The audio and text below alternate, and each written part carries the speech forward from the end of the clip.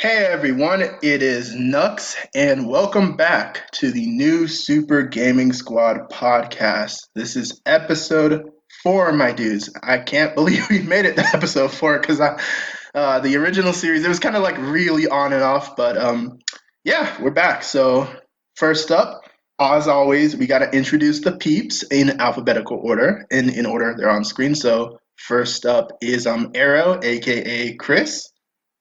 Yo, what's up? What's up? How's it going? Yep. Next, we got the homie Andrew. Yo, what's good? And for the first time in a while, we have an OG with us today. The boy, the legend, Kevin, aka Mega Blaster, aka Juan. I'm back. And we have another regular with us today, the homie Konon, aka Komaru. What's up? Yes, sir. Energy. It just be like that, you know. We do these pretty late at night, so I understand. Better late than never, honestly. Right. But now it's time to talk about our topics, and we have a lot to go through. I feel like the last few episodes were pretty general in a sense, but this time we got a lot to go through. We got Nintendo's E3, which we didn't talk about Nintendo's E3. I never even made a review video on it because I was waiting for this episode. So I was just like, all right, let's just save it for a topic. But we also have to talk about the last Nintendo Direct because that last Nintendo Direct was a roller coaster, bro. It was a roller coaster. We're going to get into that. Oh, my God. And then we're going to talk about the final Smash Ultimate presentation, give some closing thoughts on that, which we obviously have to because we've been talking about Smash for like, what, a decade? So we gotta wish the game goodbye, you know, or give our closing thoughts on it. And the final character, which was Sora. You know, I know some people are hit or miss with that, but yeah. And then, oh boy, then we're going to talk about a certain thing that was a part of that Nintendo Direct, but we'll be getting to that. I want to save the energy for that when we get there. And then if we have extra time, because usually I have a 1 to 2 hour cap on these, 2 hours is the maximum, I think. But if we have time, we'll do some freelance talk about any topics y'all want to talk about, what's been going on with life, you know, all that stuff. So let's get into it. We'll start with Nintendo's E3. So general thoughts. How'd y'all feel about Nintendo at E3 this year? Let's go in order. Chris, how'd you feel? Honestly, man, it's been so long since the E3 happened, and so many new pieces of like gaming news and stuff have come out, and obviously, like the last Direct definitely shook the earth. I feel like more so than E3, although we did get really good reveals.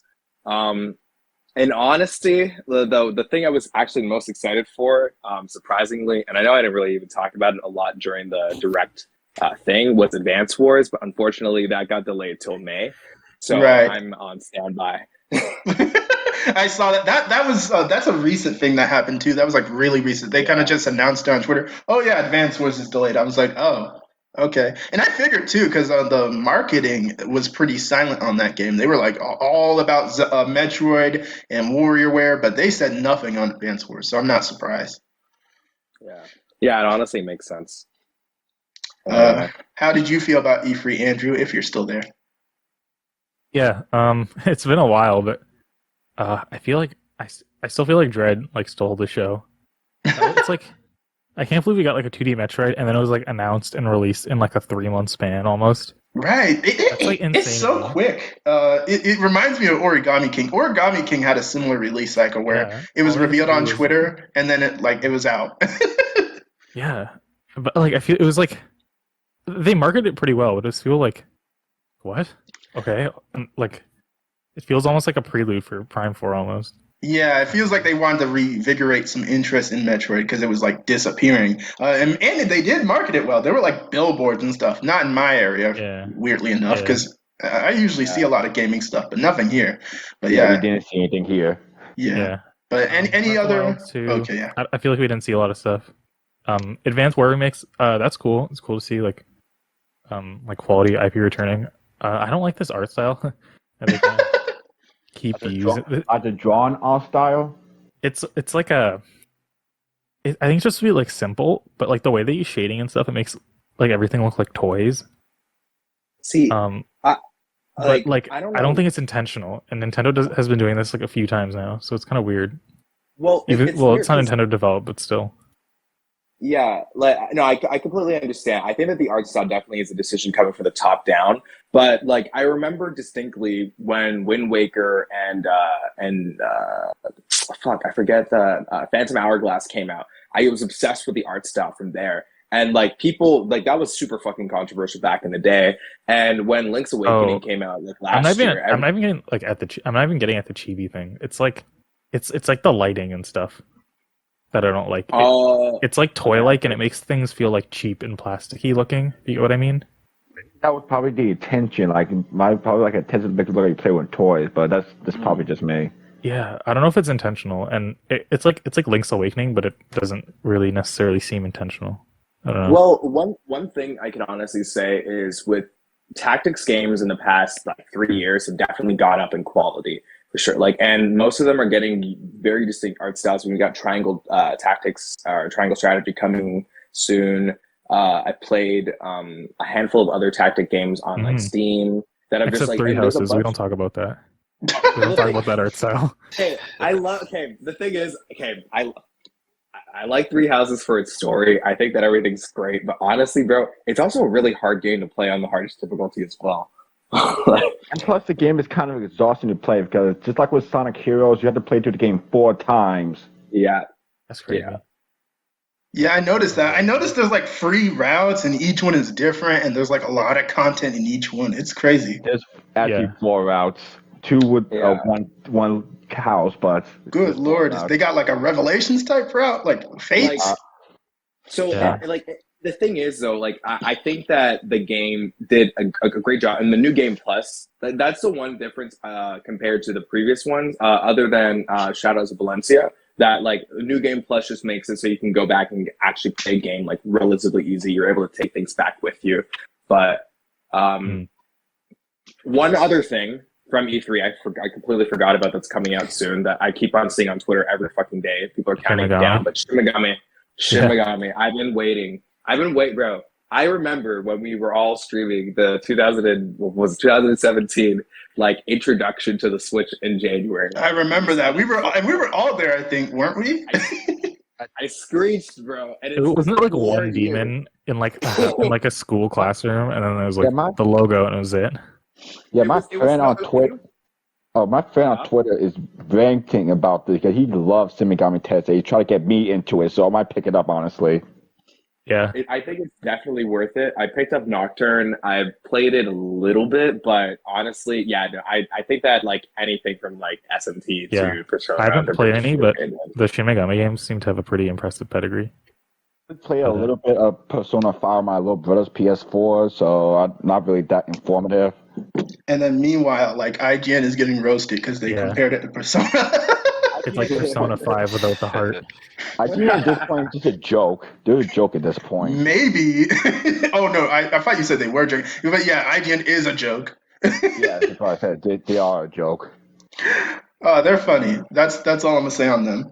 Imagine backflipping with the swagger of a black teen. Which is funny, because I'm pretty sure Black Guy wrote that article. right. That's funny.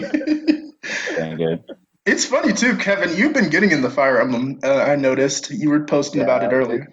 I'm along with Sonic. Fire Emblem is kind of one of my top favorite franchises at this point. It's a cool series. I haven't played much of it since Awakening. Awakening was the one I was really crazy for. I was playing that every day. Yeah, Awakening was kind of my second one. My first one was Sacred Stones on the Wii U Virtual Console. I've kind of played through almost all of them, so Fire Emblem is kind of my favorite thing besides Sonic and Mega Man, so... Yeah, Mega Man's cool. I would like a Mega Man 12 or whatever numbered entry we're on. Yeah, they'll probably make it X9, probably. We're derailing a bit, so Konon, what do you think of E3? Oh, my turn? Wait, whose turn is it? Yeah, it's on you, Conan. It's on you. Oh, Wait, skip me. Hold on, wait. do we? Oh, go ahead. Yeah, it's on E3. Wait, whose turn is it? Oh yeah. Okay, so Conan, because it was Kevin's turn, but I started talking about Fire Emblem, and I'm sorry about that. So Kevin, it is your turn. Give your thoughts on E3. Yeah, but I have to agree, probably Metroid Dread stole the show, but at the same time, people were waiting for Breath of the Wild 2, waiting for a trailer for that. So that's kind of debatable, but everything I completely showed forgot off. that Breath of the Wild trailer was E3. Bro, my sense of time is all over the place. Yeah, we actually finally got to see the game. I don't think there's that much to talk about. I guess. Yeah, but yeah, those two games were the big things. Besides Kazuya, which really no one was expecting, no one wanted, but that's a whole. I'm chill with Kazuya. You say that, but Ace, he was talked about in the last episode that he wanted a Tekken rep, and well, he got it. I've never played Tekken, but he seems like a quality character. Mm-hmm. I was really mad that we got 𝗵𝗲𝗄𝗧 as a Mii fighter back in the day, so like I was super happy once we got like at least some Mishima fucking support. I guess they chose him over like Heihachi or Jin because like I guess Jin has devil powers too, but he has the devil powers, like the which main bad guy from Tekken 1 technically.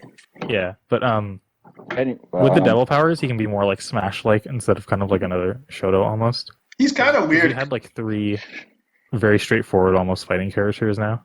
Right. People were getting a little mad at that. It's kind of funny though, because he's like, people were saying, "Oh, another villain," and it's kind of weird because, like, I think in the first game he's kind of the protagonist, but he does do some pretty bad stuff later, so he kind of is a villain. But he seems to be insane from the jump. Yeah. Most of the things they showed off was pretty good. I'm still happy for Advance Worlds because I played Advance World 1 like just recently, and it's pretty fun. And Banana Mania looks fun too, which I still haven't picked up, but it looks cool. So yeah, E3 was pretty good on all things considered. I would agree. All right, now it's Conan. Anyone else sold? Yeah, now it's Conan. Sorry we cut you off there, Conan. I like completely forgot that I passed it to Kevin, so I had to go back and give it to him. But it's on you now. It's all good. To be honest, I don't remember E3 at all. Is that when they show like the big Breath of the Wild reveal? Yep. Yes. That's pretty much all I remember. I had a list. It's in the topic list that I posted just above. But yeah, E3 was crazy. It was crazy, especially compared to everyone else, because everyone was kind of tripping at E3 because of C19. Yeah. Yeah, Komaru. Oh, sorry, should not say that. Oh no, it's fine. You can say the virus name. I'm just saying C19 because that's me. Yeah, but because COVID was still going rapid, and Sony skipped out for some reason, so. Right. I think, and remember, Square was getting roasted because they were all about Marvel, like because they were talking about Marvel for like 2 hours straight. I forget what game it was. I think it was the Guardians of the Galaxy game, and they talked a bit about the Black Panther game or something. Well, their biggest thing, Square Enix's biggest thing that happened was Strangers Paradise, the demo, because that dropped same day. Oh no, the Chaos Man. I wanted to ask you guys, like, for E3 in general, since like it's so different than everything that that happened in the past. Did you guys watch like the coverage of like the other shows? Did you guys how did you guys feel about like the whole vibe of E3 in general?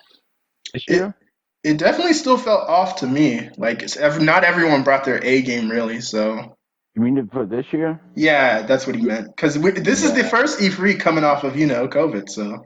Yeah. Well, people were still trying to recover, so I kind of understand why things were kind of off. So, because at this point, like the vaccine was coming out, so people was trying to get back to what we were doing, which will take time, And Sony skip it. Yeah, I said that. But E3 happened. Yeah. Did you have a favorite game, Conan? I don't think you said it. Not really. SMT5 is pretty much the only one that I'm buying on the list. Cool. You gonna buy Dread? Damn. It was supposed to be for a gift, but I never got it. Oh. I think it's worth it. I think it's like basically the best. Yeah. 2D Metroid so far. Everyone on Twitter has been really hard about pushing Dread, and we don't know the sales of Dread. Like, we got updated sales figures just recently, but I don't think we got any for Dread. Because I know people would have been saying it. Yeah. I believe it sold.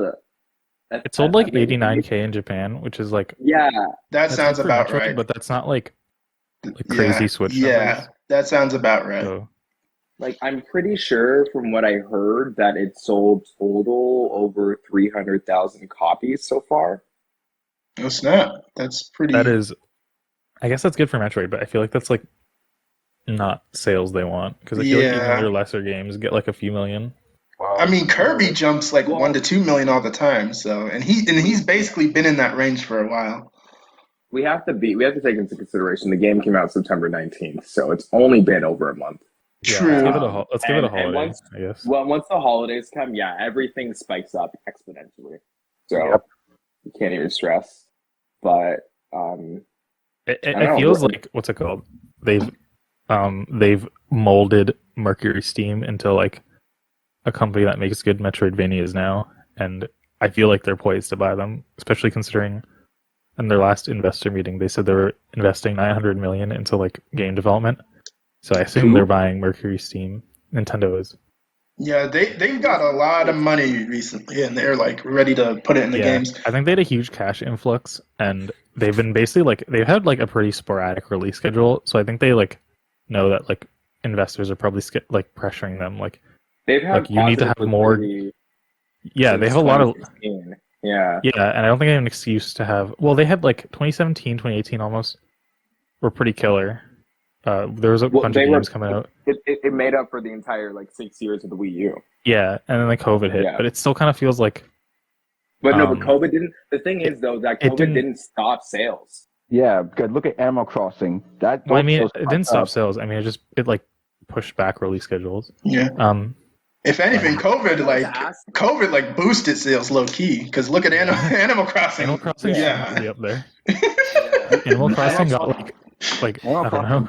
Freaking went up when COVID hit. So. Yeah, but my point is, I think they didn't necessarily have a ton of stuff coming out in terms of they had a good pipeline going. I think they had a ton of stuff because they were holding some stuff back for after the Wii U. I also think that too. Yeah, I think they're running out of that stuff though. So I think they can't justify to investors any more software drought, considering their like insane income and liquidity. Yeah.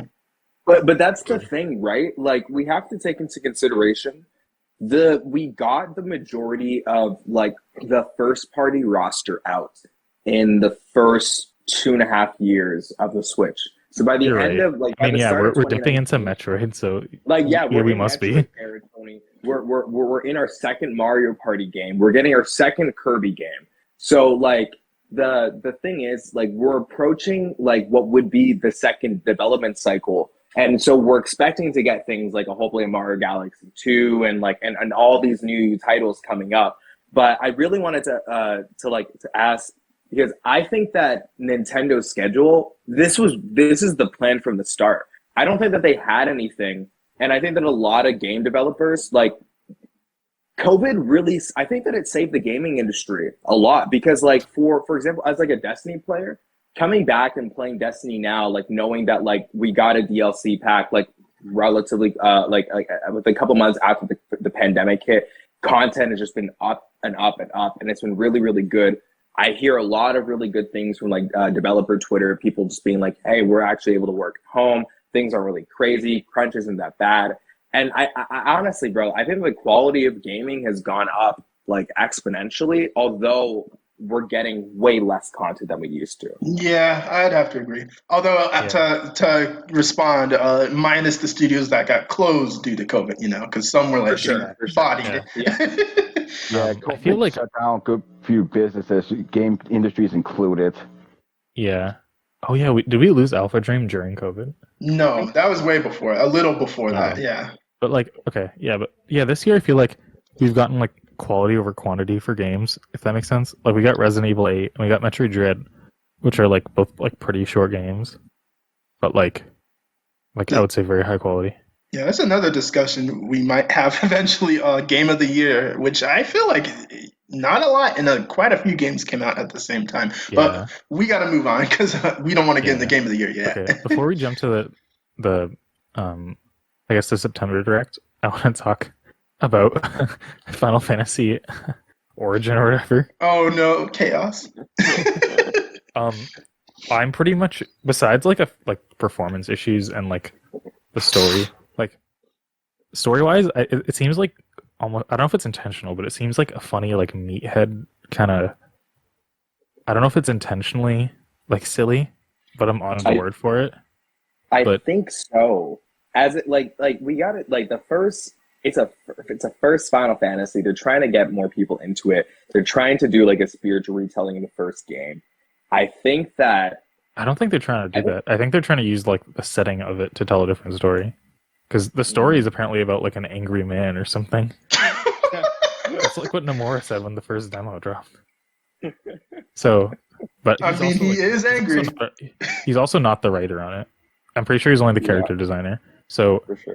But yeah, I think coming from like I guess like Neo knowledge and stuff, it seems like a pretty good, I guess like Souls-like in terms of it's pretty streamlined, and I feel like it's still fun in a lot of ways, and I really enjoy it. Like the class, like the job system is like, so in most Souls-likes, I feel like you're kind of pigeonholed into like a class if you want to be effective. You can't really split between like more than like two classes. Like you can do like a balance build, which is still like mostly I think like strength or like another attribute and magic. But usually you're kind of forced to pick like one kind of magic or like strength or dexterity. But this has the Final Fantasy job system, which I think is pretty fun. So like, and there's a lot of environmental interactions. So you can switch between Lancer or like Dragoon or like some kind of knight or a mage like on the fly, like in battle. You can have two classes. That's crazy. Like, which is like pretty fun. And I think it's interesting. I think it's like a pretty good direction for the series. Too bad like that first trailer like has they got ratioed hard. That first trailer is a hard meme. Yeah, but I don't know, for something that's coming out like apparently early next year. There's still a lot of like performance issues even on like, well, it's only on next gen. Yeah, like there's still a bunch of performance issues. Like the second area was like it was like a wooded area, like Final Fantasy 13 like Sun Left Waterscape. It had a remix of that song. The Korak Forest type beat. Yeah, for like a nice nature, really beautiful kind of waterway thing. But the exciting thing about Strangers Paradise. Wait, just let me finish first. It tanked pretty hard, that frame rate. Like just booting it up, it regularly dropped into like the single digits running around there. So, I don't like during like E3, 6 months felt like, oh wow, they have a ton of time. It doesn't feel like they have a ton of time anymore. Like I feel like it needs a delay, but I don't know. I'm not a game dev. Okay, you can go ahead, Chris. That's the thing, though. Like the one thing I was really excited about Stranger Paradise was reading up about the post demo like brief, and how they focus extensively on user data and like figuring out like the things of like where were the frame rate hiccups, and like so they were monitoring and making sure that the game can perform adequately as much as they need to. And I mean, the other thing too, I gotta just say, is Square has been doing really good at putting their money where their mouth is and actually like investing properly into developing things now. With and like I still feel like they're I still feel like in terms of their staples, I feel like for a long time like basically until Final Fantasy 15 and Kingdom Hearts 3 came out, I feel like their production pipeline was pretty backed up, and I was hoping after that, they kind of would, I guess, pick up the pace a bit more. But I still feel like they haven't.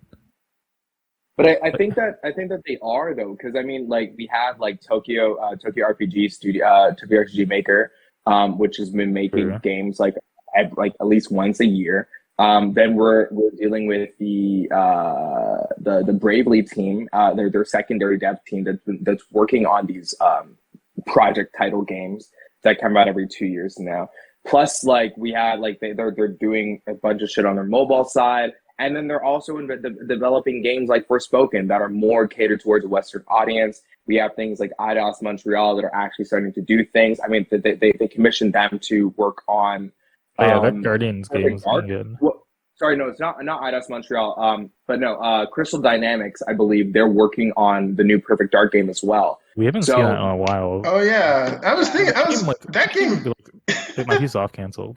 It could be because I don't know. That game was. They just had Crystal Dynamics just did what's it called, Avengers as well, didn't they? Yeah, that bombed. Well, but you got to take into consideration that's also an Eidos Montreal game as well, and I believe that they got Crystal Dynamics to just help them as a support team, but they made Eidos Montreal do the majority of the work. But what I'm it's Crystal Dynamics, bro. Eidos was doing Guardians of the Galaxy. I don't think they could have split that well, considering how much Avengers was falling apart. But the thing is, like, you gotta realize they don't, like, where Square Enix's like money is concerned. Yes, they care about like their Marvel IPs that they're collaborating with and stuff like that now. But the Marvel IPs are up in the air because now we have Sony going hard in the paint with Spider-Man and Wolverine, and so like the competition, because now Marvel, I don't know if you guys heard about this, but Marvel announced like sometime earlier this year that they would be no longer, well, Disney in particular, they would no longer be doing exclusive partnerships with EA, was it? EA, I think it was. Yeah. Or whoever makes Battlefront. Yeah. So now they're going and finding independent contractors to do their own IPs. So now we're gonna see, like, because now they know, like, the whole thing is live services don't fucking work, right? We have Jedi Fallen Order, which has sold significantly more copies, and like has performed significantly better than Avengers, in honesty, and it came out way sooner. And so I think that like people really have to realize that, like, I don't know, like times have changed, and I like the one thing that's really been at the forefront of COVID has really been the consolidation of the gaming industry, and that's a whole another can of worms. But with the acquisitions like just going everywhere, I don't know what's going to happen 5 years from now. We'll see. Speaking of acquisitions, but that's a deeper combo. I'm gonna have to stop you there. Okay, let's not get into that conversation. I'd rather there be less acquisitions. Let's probably save this for a different time. Oh, that'll be a fun one. What is the future of the gaming market? We all have a lot to say about that, but let's move on. Microsoft buys Sega. Oh my god, bro! You don't know that's a possibility right now because Sega People have is been talking about it. People have been talking for like a month. Buy both Nintendo and Sega if they wanted to. Well, maybe not Nintendo, because we know Nintendo. They were talking about how we're bracing ourselves for people trying to buy us, because they were talking about that. It's really hard for a non-Japanese company to buy a Japanese company. It's also because Microsoft did try to buy Nintendo and Sega at one point, but Nintendo just laughed in their faces. Yeah, but like Nintendo contributes to a lot of the Japanese like culture in terms of like their economic influence externally. Yeah, they couldn't even run a takeover per se, because even like a publicly traded Japanese company is like, there's like a lot of laws in place to protect them. Right. They can't just do that. But if Microsoft does buy Sega, wait until we get to that conversation. I know me and Kevin are going to be in pain. Yes, that's what y'all. But now let's move on to the Right. I don't know, Rant. Kevin knows. He knows I'll pop off if I do. Yes, he will. The thing about the Direct is almost everything is like out. Oh yeah. And Kevin and Konon, because any thoughts on the E3? Because I know you were cut off there for a sec. Nah. Oh, okay. All right. So that's it for E3. General thoughts. I guess it was pretty solid, especially compared since everyone wasn't really going out that hard. I think Nintendo knew, like they saw this as an opportunity. Like, oh, maybe everyone won't go hard this year, so let's go crazy. You know why? You know why no one went hard this year? Because they didn't show Pokemon in full force. Had they shown Pokemon in full, no, you. The thing is, if they showed Pokemon, if they showed Diamond and Pearl in full force, yeah, the whole internet would blow the fuck up. You already know the game already leaked. Like I'm already watching screens. Oh yeah, I heard it leaked. Everything. I heard it leaked. I was like, what? I know. Yeah, dude. I don't even think I'm gonna buy it, honestly. Oh my god. I think Pokemon is in like an interesting state right now. We'll get the Pokemon. We'll get the Pokemon, but we got to get to the direct. Let's save that for later. All right, so to start our September 23rd direct talk, we'll talk about Mario Party Superstars, which is technically also still a part of E3, but it popped up here too. But I guess we can talk about it. That game just released, and I hear it's pretty solid. Most people seem to like it. Yeah, we should do that. Yeah, I'm thinking about buying it because it looks really good. I might buy it as well. Yeah. Mario Party W. Yeah, rare after so many L's, bro. Mario Party has been like literally a decade almost. Yeah, Mario Party has been on some journey to get here, and it's so annoying because this is all they had to do. All they had to do. This is good, but like it's still like a compilation game, so it's not like right. It lacks new stuff. Yeah. It also doesn't like. It does go back to what made Mario Party fun to begin with. It could be a good start, but it could because like they're going back to things that work, but also it could also like not necessarily be anything because it's not like they're going through the steps of learning how to make one again. Right. I think the problem is what's going to happen after this one. Like a remaster, right? Because like it's not like they're making a bunch of content. Yeah. And it's kind of weird too because this isn't like a remake of a Mario Party. This is like a mishmash game. They're like They have 100 mini games from across the series. They got boards from across the series, and apparently there's a rumor they might be doing more because data mines. So we're looking at more characters, more boards from old games. So it's looking like this Mario Party is going to be a service thing. That's the scheme now, man. Nintendo's figured it out. They're finally doing things that we wanted them to do 6-7 years ago. The only thing is that we're just like they're not doing it to the extent that like Sony and other companies do it, where it's just like if you're gonna give us DLC, you got to give us like really really good shit. Like we'll spend the money on it. Yeah, they haven't been going crazy with their DLC in a while, and also there's the whole free content update controversy, which is added to that. But yeah, at the same time, I'm kind of glad to do that because you got to also look at the other side of DLC, where also big companies like to lock things that are already in the game behind DLC walls. You know. True. It's not like they're locking things like that are done. I'll say that at least. Yeah, I feel like it's just like pricing gripes mostly at this point. Yeah, which I think is the problem. We'll get into NSO. Oh my god. They do have the cheapest DLC cost. Yeah. Honestly, like, do they still? Yeah, they were good in the Wii U era, but I feel like. Oh yeah, Wii U era. They knew how to price DLC, but then they realized they can get away with stuff. I guess $6 for a character stage and like songs isn't like. Yeah, that's fair. I guess you get more than you get from Street Fighter and other games. That's oh my true. god. Every other fighting game, if you can call it that, their season passes are pretty expensive. So, yeah. Plus, when you play Smash, you get a full game. So, Conan, if you heard that, again, I won't jump too far into NSO, but if we get the OG Mario parties on there, like I'm gonna have to see all y'all on there. Yeah, like a year from now. Yeah, because we'll get into it, but just that price, man, that price. Oh my god, we'll get to that. Were Mario Party games in the leak? Oh yeah, they're in that leak, but we'll get to that. Next up is Andrew's favorite game, Age of Calamity. Once again, refuses to die. Oh my god! This is like I get what they're doing. They kind of went with like the same DLC scheme as Breath of the Wild because I feel like the original Hyrule Warriors DLC thing was like all over the place. So I think they've kind of like consolidated it, but I think it's A, I don't like the game, so I'm not a good source. B, these are really unexciting picks, except like Koga, which I guess is cool because Well, I think it's cool you can like Suga. play as like or you could play as the duo there, but it's annoying that like Pyra or however you pronounce it, she's not her own character. Wait, what are you talking about? Are you talking about? Because yeah, I think Pura. I don't think she's her own character. Smash Bros. I was like, what the fuck are you? Yeah. We are like way off base. Yeah, it was Robbie, right? Yeah, Robbie and Pyra. They're like a duo character, and they have like crazy moves. But I'm just tired of 𝗃𝗂𝗃𝗀𝗃𝗀. Like, bro, move on, please. Give us. I'm not a fan of the Warriors format, so I don't really have an opinion on this.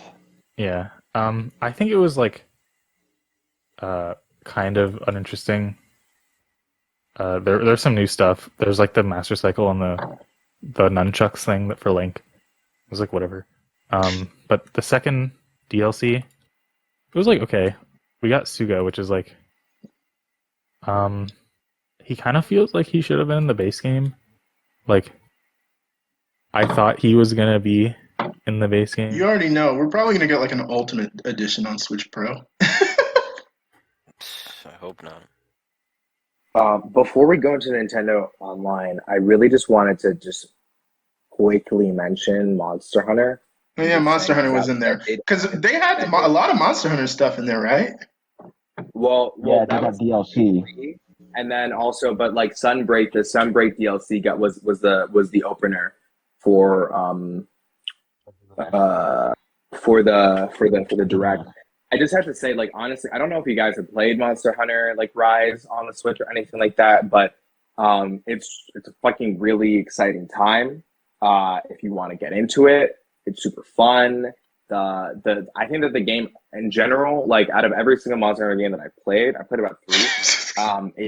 It has the best like fluid combat. The gameplay is so dynamic, and now that they're announcing essentially the G rank update that's coming out next year, it's gonna be cool because they're releasing it at the same time on PC. There is no rumor or news yet whether or not we're gonna get crossplay, but if that does happen with like crossplay between Nintendo and like PC, like Monster Hunter, that would be fucking insane. Right. I don't think I've. I feel like with them not having it in this one, it's kind of like forcing their hand almost for future games. Right. And I was gonna say I haven't played in everyone's head if the second one doesn't like drop, or not second, but like any future Monster Hunter. If it's not crossplay, then like it's sus. Yeah, I guess. Yeah, it's like what's it called? Like if any new fighting game comes out and it doesn't have rollback, like I feel like there are like serious consequences in terms of sales now, which I think is a good thing. I just want to say I don't think I've played a Monster Hunter since I played the 3DS one with Kevin. Do you remember when we played that? Yeah, I do. That was so stupid, but it was fun. It was fun. All right, let's get to the big part. Oh boy. Well, not yet. We're not yet. That's like the big negative part, but not yet, because I see y'all trying to skip Kirby. I did not see that. Yeah, I gotta pop off for Kirby because we got Kirby in the Forgotten Land. Kirby's first 3D game finally revealed. I noticed a lot of people don't even notice it's his first 3D game. Like, I thought we were gonna get this 20 years ago. Unless you want to count Air Rider, but which I don't. But it's okay. Close. It's close, but it doesn't. It's a good game, but it doesn't count. But yeah, Kirby's first 3D game, Kirby and the Forgotten Lands. It looks really great. I love the fact that it's in a ruined city. Like right out the gate, they're not playing with this lore. You already know that lore is gonna go hard. I'm waiting to see what universe abomination Kirby will fight this time. Oh my god. You know that final boss is going to go hard. I still don't. The problem is, I still don't know how we're going to top Star Allies because, as divisive as Star Allies is, I think a lot of people can agree that final boss went crazy. And it's literally like the god. Spoilers, but it's like the god of their world. So, like, I don't know where we go from here, bro. It's like Pokemon right now, where, like, how do you go from Arceus and stuff to, like, whatever else? You know where we're going. Oh no. I'm Satan next. Let's go.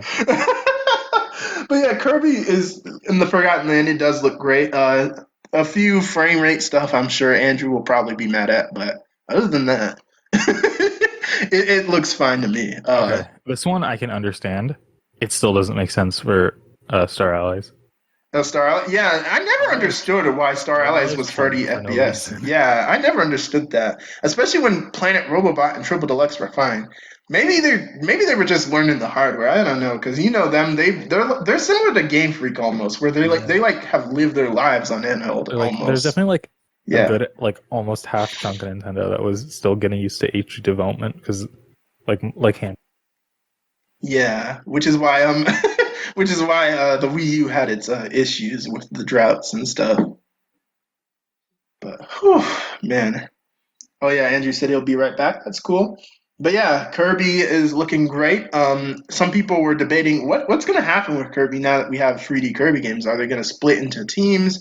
Is Kirby done for now? 2D Kirby done for now? What's going to happen? And I'm not sure, honestly. I think just the 3D Kirby games is probably a one-time thing. It'll probably go back to 2D. You think so? Yeah, that's what I think. I think especially if this game does well, they're going to be that much more pressure to do more 3D games. So, Like, but yeah, that's the thing. Sales. Star Allies, from the last time I remember checking, at the top of the 2023 sales, Star Allies sold 3.022 million copies. yeah, if it beats Star Allies, then we're definitely going to see more. Like, but the thing is, with Forgotten Land, I'm really interested in seeing it because it reminds me a lot of Bowser's Fury. And for some reason, I feel like Nintendo. I don't know about the team, like the Kirby team and whatnot, and like how they work with other teams.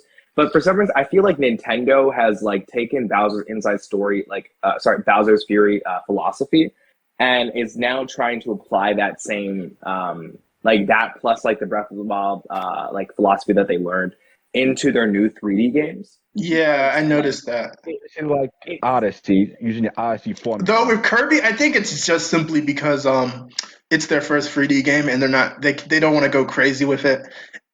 Like I think they're just taking baby steps is what it is. Like because a lot of people have compared it to 3D World, Super Mario 3D World in general. So I think that's just what it is. I don't think they're really looking to. I can't compare it to Odyssey because it looks like a very ambitious 3D game. Yeah, but it does have those 3D World tendencies. It's kind of like a mix, I think, maybe. Konon, what do you think? I know you're the big platformer guy too, especially. Well, like I said during the direct, it reminds me of 3D World. Right. Good thing or bad thing? I don't think it's gonna replace 2D Kirby. Yeah, I don't think it'll replace it. I think it's possible for them to coexist because remember how they were building up their team for this. And we definitely know smaller games will happen because this game has been in development for a while. So we know smaller games can still happen. Yeah. It's just a matter of if 2D itself will. So I think this is gonna be like something that's rare. Right. It's going to be similar to Mario, where they like to push out these 2D Marios, but 3D Mario is kind of a blue moon thing. Yeah. Still waiting on Mario Odyssey 2, by the way. Ugh. You have to wait a while for that. Oh, man. But yeah, Kirby looks great. Oh, and one more thing I'll mention about Kirby is this might not even be it. Like, his 30th anniversary is next year, so they might be popping out with even more. I do nothing. Yeah. Nothing like it did with. What do you say? I know what you're gonna say. They could do nothing like they did with Zelda. Or Fire Emblem. Yeah, Fire Emblem. I think all they did for Fire Emblem was the re-release of the NES game. No, they did nothing for Fire Emblem. They released Shadow Dragon on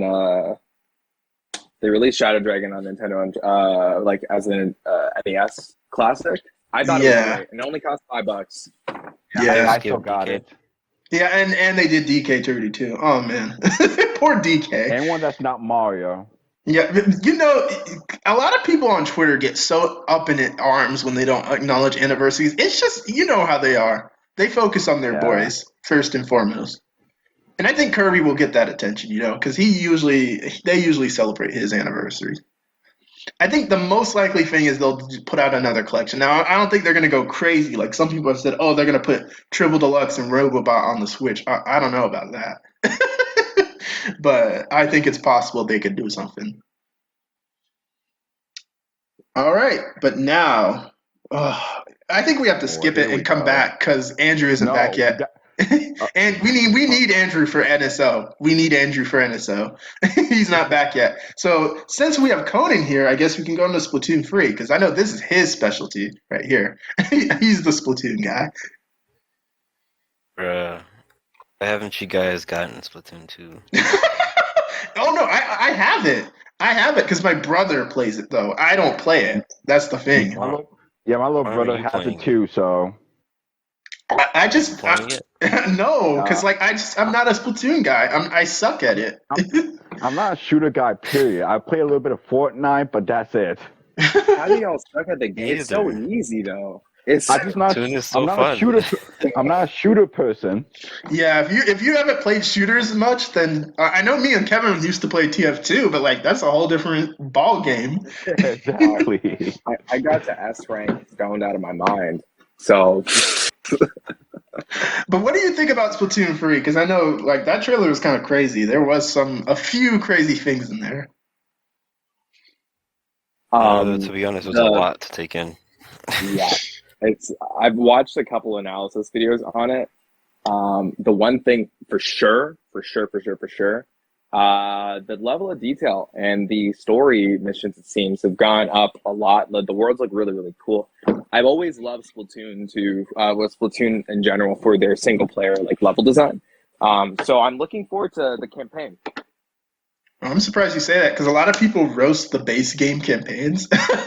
They say they're basic, but everyone was praising Octo expansion, which I think they took inspiration from. Doubt it. For sure. Well, I mean, it's also the result. Like Konon knows, like it's this game is the result of our final decision during the last Splatfest, and that was like one of the most fun Splatfests I ever participated in. So, yeah, we'll see. Yeah, I know there's some crazy implications. The plot, I think, could have some crazy stuff because there's like crazy implications with mammals and Callie and Maria are back, and like there's weird mechs and stuff. Like I think that story could potentially have some wild moments. But I just hope, please, do not pull like a Sonic Lost World or something and have DJ Octavia the final boss. Please. Exactly. You're still bitter about that game, aren't you? Bro, you don't know the like I like whenever there's main antagonists, you know, like Bowser, DJ Octavio, Eggman, like it's fine when they're in games and they're the main villains of story. That's cool. But when when you hype up other villains like to potentially be the bad guy and then you sidelight them for them, that's where I get mad. Every other Zelda game. Yeah, thank you, Ganondorf. But now that I mean, go ahead, Chris. Y'all, like you guys are upset about like Nintendo's like puritanity when it comes to like games. Like the stories for Nintendo games have always been like the fundamentals. Like you're not gonna like even with like Breath of the Wild and like Breath of the Wild 2 and now everyone's like going off about like Skyward implications, Forbidden Temple implications, all this other shit, right? Like Zonai and everything. You gotta realize at the end of the fucking day, the story is still basic. It's still the goddess, it's still the hero, and it's still the evil. I mean, I kind of hear similar things with Dread right now, where like even though there's like crazy implications, like it still feels like the basic template of a typical Zelda game. Which I think, like in general, I think a lot of Nintendo stories follow a very basic. Dread is following the typical Zelda template. The Metroid template. I'm so sorry. I can't think straight right now. But yeah. Even story-driven games like FE is very basic as well. Yeah. Even Fire Emblem has like very specific cues. Like Nintendo, they you know them. They don't go crazy with story, and when they do, like it's a rarity. Yeah, but the difference is Splatoon 2 and Splatoon 1 feels like the same game story-wise. Yeah. Right. Yeah. Especially the main stories. Zelda game is not gonna feel the same as like Majora's Mask or Twilight Princess. Is Yeah. Andrew Two back? entirely different things. Right, because at least you have those new antagonists like Zant, like Oh no, Vati and getting stuff. back into that port versus sequel debate. Oh no! But you do have to take into consideration, unlike other, like Splatoon fans are treated significantly better than every other FPS fan in the entire gaming industry. Like, Oh no, bro! Don't go full what's that one meme? Splatoon is a necessary shooter. Don't go that mode. You'll get FPS, roasted. is it? no. But okay, not an FPS, but a shooter in general, right? I think that we get treated the best in terms of like everything is community focused. We don't really get harassed when it comes to DLC and stuff. We like and we're also not being fucking hemorrhaged on an annual like franchise, right? Like the thing is, like Konon, you are right. Like fucking Splatoon 1 and Splatoon 2 are pretty much the same game. I'm pretty feel sure like they're on the same engine. I feel like And Counter-Strike Splatoon- dudes are chilling. That's the only thing I can think of. I feel like Counter-Strike dudes are chilling. but Yeah, that's considering the only one I can think lows of series like Call of Duty, they definitely could have made Splatoon a lot worse. We could have like season passes, bro. Like don't even, don't give Nintendo ideas, please.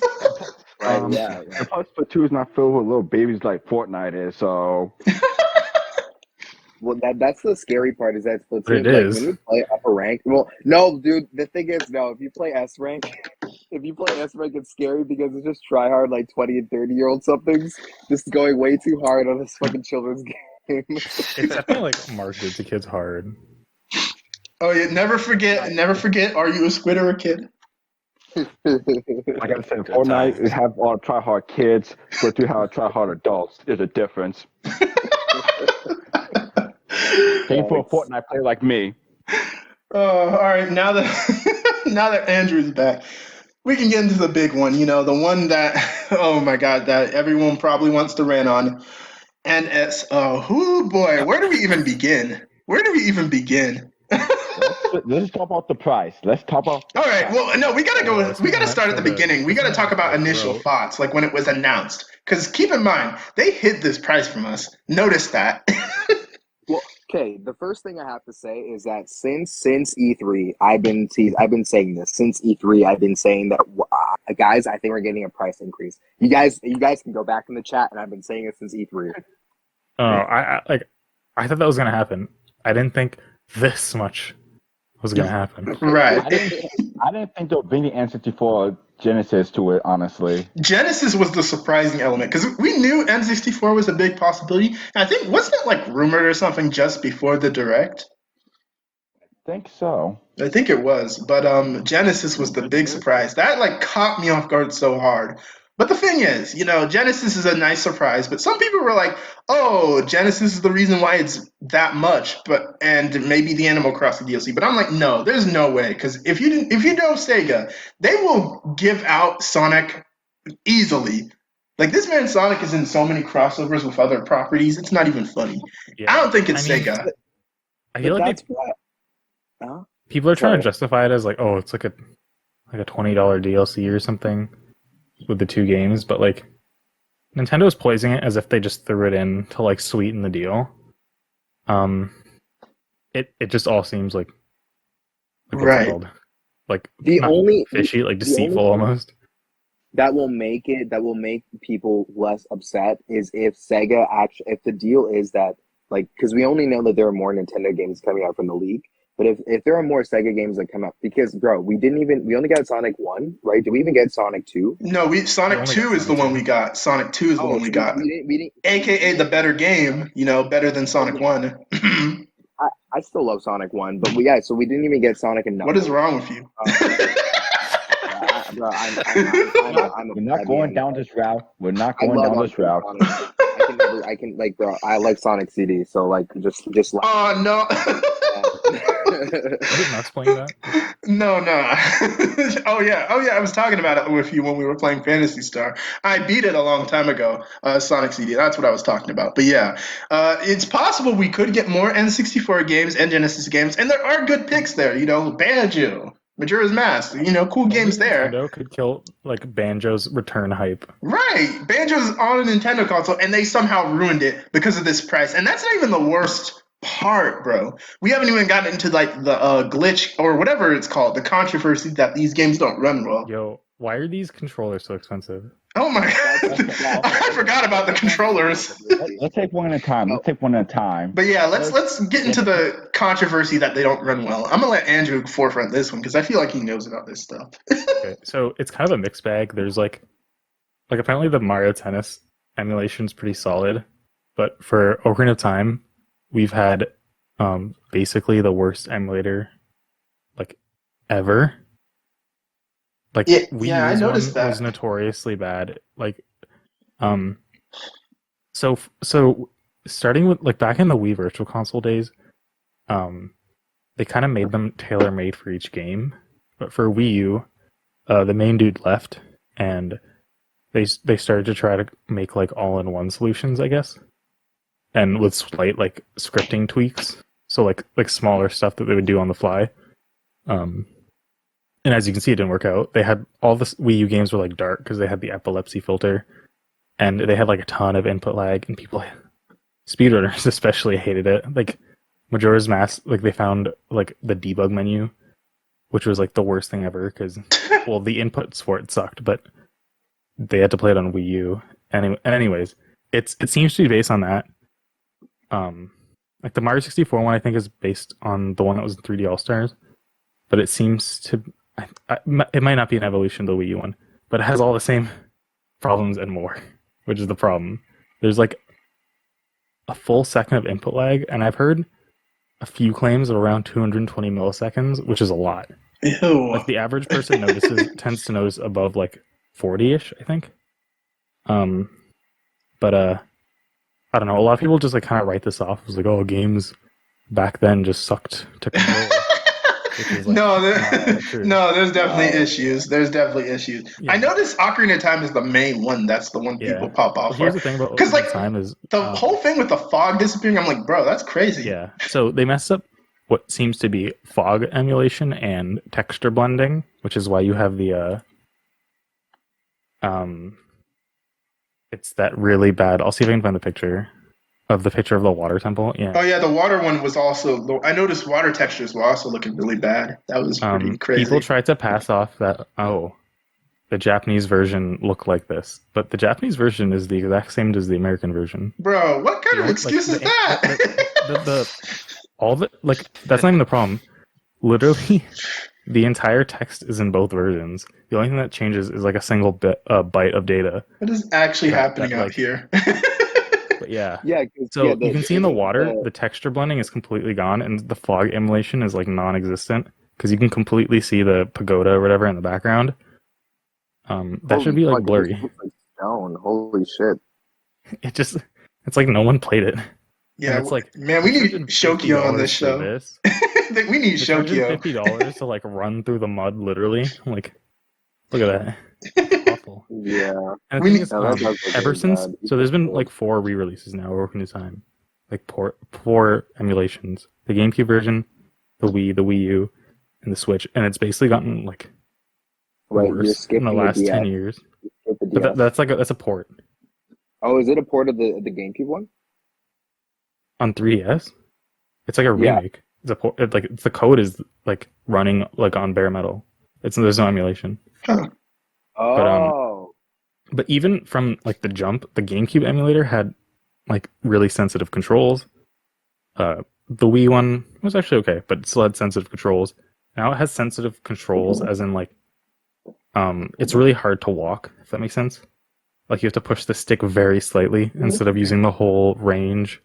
And speaking of that, not to interrupt you, but speaking of that, I also want to bring up this also added to the Mario All-Stars. Man, Mario All-Stars will never go away. This added to Mario All-Stars because they put Super Mario 64 on there, and that's a part of that game. Like, I don't know. They're asking so much. I don't know why the game doesn't fit the whole screen. I don't know why you can't change the borders or just. Oh yeah, and the button controls too. That's also another issue. Oh yeah, you can't fully remap it. So there's 2 control schemes, or I think they're both built in as default, or you can buy the $50 N64 controller to fix it.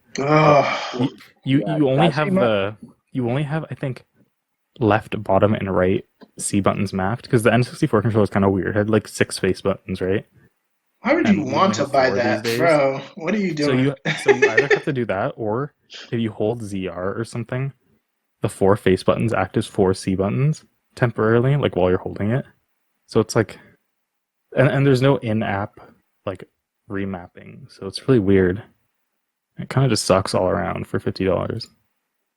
Like the tech is like just getting worse and worse, and it's very like cynical almost, because they know that like they can shit out a ROM and people will still pay exorbitant amounts of price, Right. and people will defend them on the internet. That would Nintendo always love to abuse, like, because you know they have a loyal fan base, you know they'll buy anything they want, they didn't make, so Anytime they start what doing they well, get they get with. really cocky. Was Chris saying something? The biggest problem. I got my little brother. Sorry. Okay. The biggest problem I have with this service, honestly, is the fucking controllers, man. It's really fucking annoying that like you can like it's the only place you can get the controllers, and you can buy 4 of them, and like we're in the middle of a chip shortage, and it's not like I feel like it would have been nice if they just limited the fucking order for the first 6 months, just so you can only order 2 like at a time, maybe. I don't think like these are even that impacted. I think Nintendo just has this weird mindset of like not trying to like. They have like, what's it called? Like an artificial scarcity approach to things almost. It doesn't make any fucking sense. So their stuff doesn't though. lose like value in people's minds, if that makes sense. I don't know if they're actually doing that, but it feels like they're. Like I've spent $400 on PS5 controllers. What? And so like yeah, because I bought like What? I bought. Wait. I'm gonna need you to back up on that. Controllers? What? Oh, you just mean costs 4 $90 controllers with Canadian prices? Yeah, Okay. yeah, but You got like all no, full like name. the thing is, yeah. But the thing is like, bro, I have no problem spending fucking money on a controller. I just want it to be fucking accessible. I want to be able to fucking buy it. Like it's I don't think it's like the same shit happened with the Super Nintendo controller, and I ran into the same issue where like now just like it's a fucking rare commodity. Every single time it pops up online, it pretty much goes out of stock immediately. Yeah. And like I don't understand why Nintendo doesn't figure this shit out. They know how to fucking keep on mass producing their Nintendo Switches, but they know how to do the controllers. Well, I think they're sitting on like a stockpile of chips for the Switch, but yeah, no, I think it's what I said earlier. Also, Kevin brought up a good thing. Yeah, the connection. They for the NES and SNES, they used rollback netcode, which, as we all know from like last year's like fighting game controversies, that's the good shit, you know. If it's implemented properly, that's the good shit. But for Nintendo 64 Online, they seem to have gone back to their crappy lockstep delay-based netcode.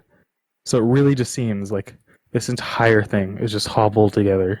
Yeah. Well, actually, I heard SNES had rollback, but not NES, and I heard didn't N64 have rollback? I'm pretty sure that one did. But yeah, it does, or did it? N64 doesn't have. It's using the delay-based netcode. Bruh. SNES and NES had rollback. Bruh. What is going on here? It really feels like they're just doing the minimum effort for maximum money. In general, I don't get, why is it so hard to figure out online? Like, that's something I gotta rant about on my own one day, but like, their online is ridiculous, bro. They know now. They just hate us.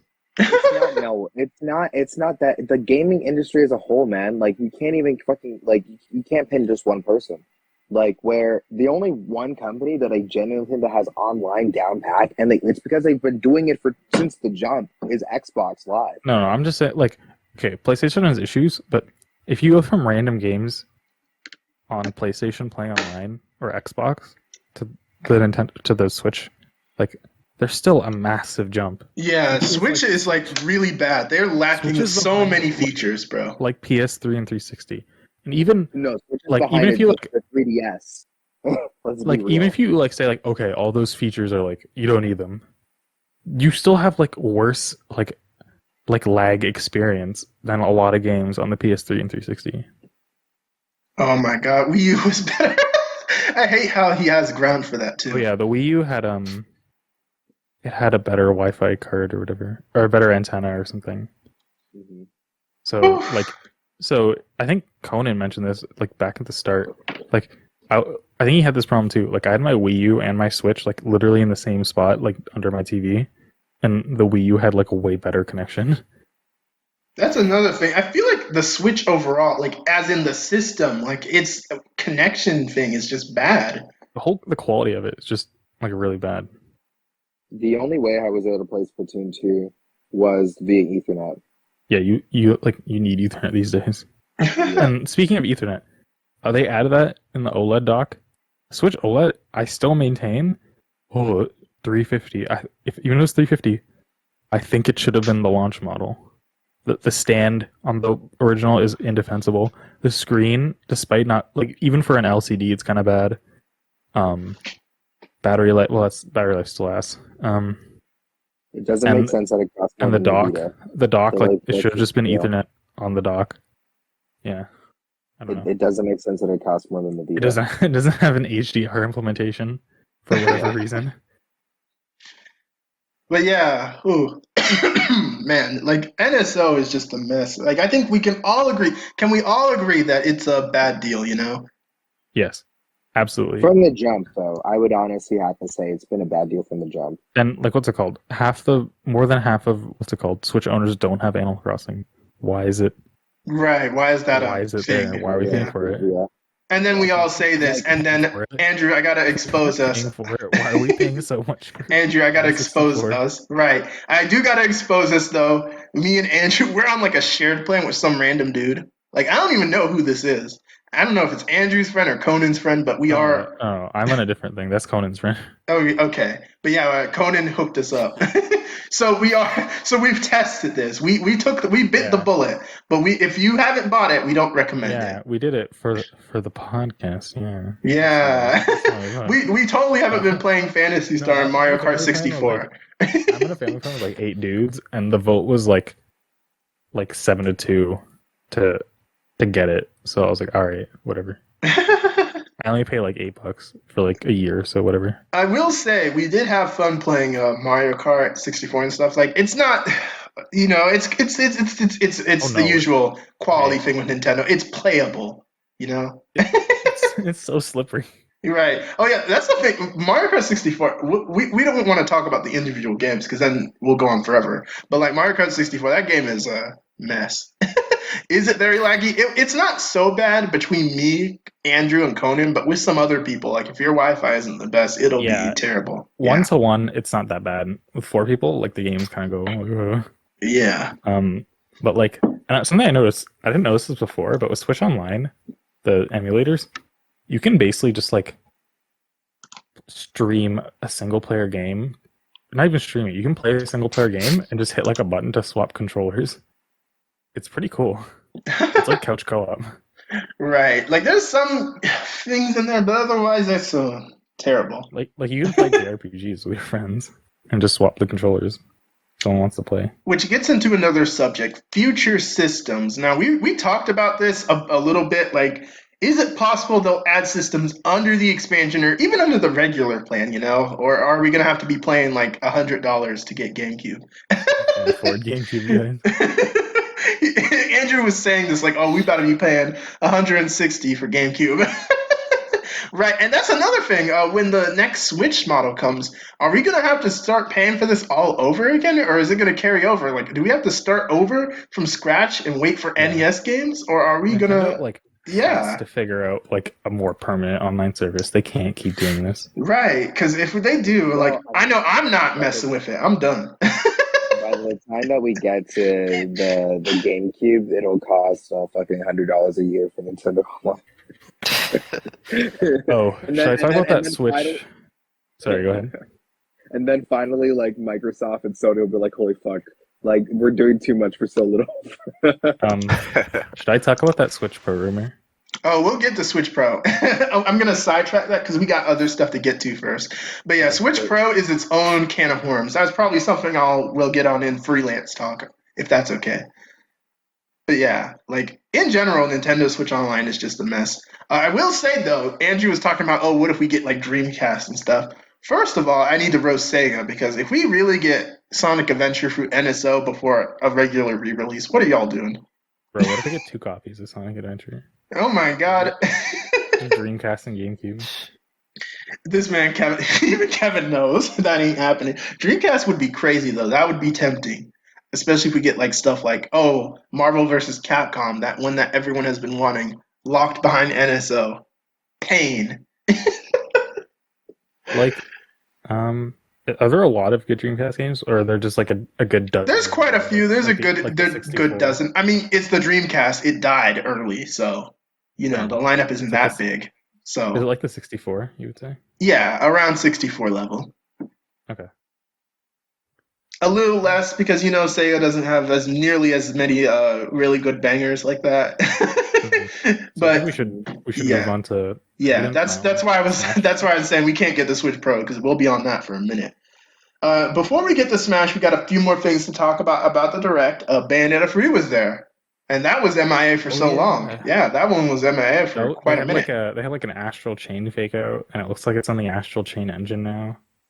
Right. Have you guys been reading the controversy online? With Bayo Free? We had a really small debate about it in our chat when we were talking about the character design when it came back in. Oh yeah, people always fight about the designs. That ain't no controversy. That's just Twitter being Twitter. Twitter was straight up calling people pedophiles that they liked. What? Because it's based on her child form? What? Yeah. What are y'all doing? Yo, if you have the same haircut you had as a kid, you're pedo baiting, bro. That's where they're getting it. That's so dumb. Like I will say though, Bayo 2 hair supremacy, but besides that, Bayo 3 hair isn't bad. Bayo 1 hair was just a fucking nightmare. That was really bad hair, dude. Oh yeah, Kevin is saying Bayo hair. It's usually people are like 1 or 2. I feel like it's 2. I like basic. But that's not like the vibe I got. I got that like Karen in Street Fighter.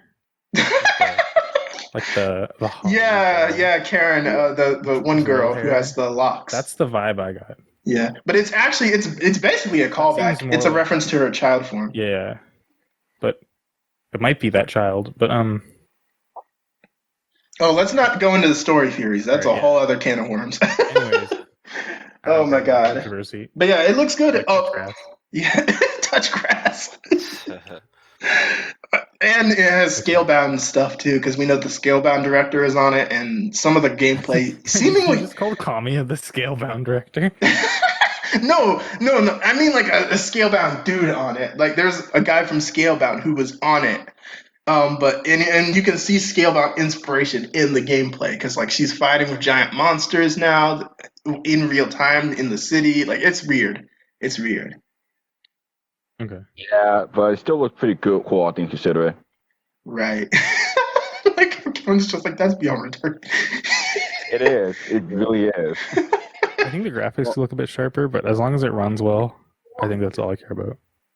Wait, before we go into the thing, I just want to the controversy around the Animal Crossing DLC. Oh yeah, that's another area. Animal Crossing. I don't care. I don't play Animal Crossing. That's not my area. I do know people debate constantly about the free content update stuff and whether that stuff should have been base game or not. Like I understand that argument, but I don't care. I don't care about Animal Crossing. Here's the thing. All 80% of that update was already in New Leaf. It is took it out in New Horizon. Right, which I think is wrong. I think that should have been base game. Yeah.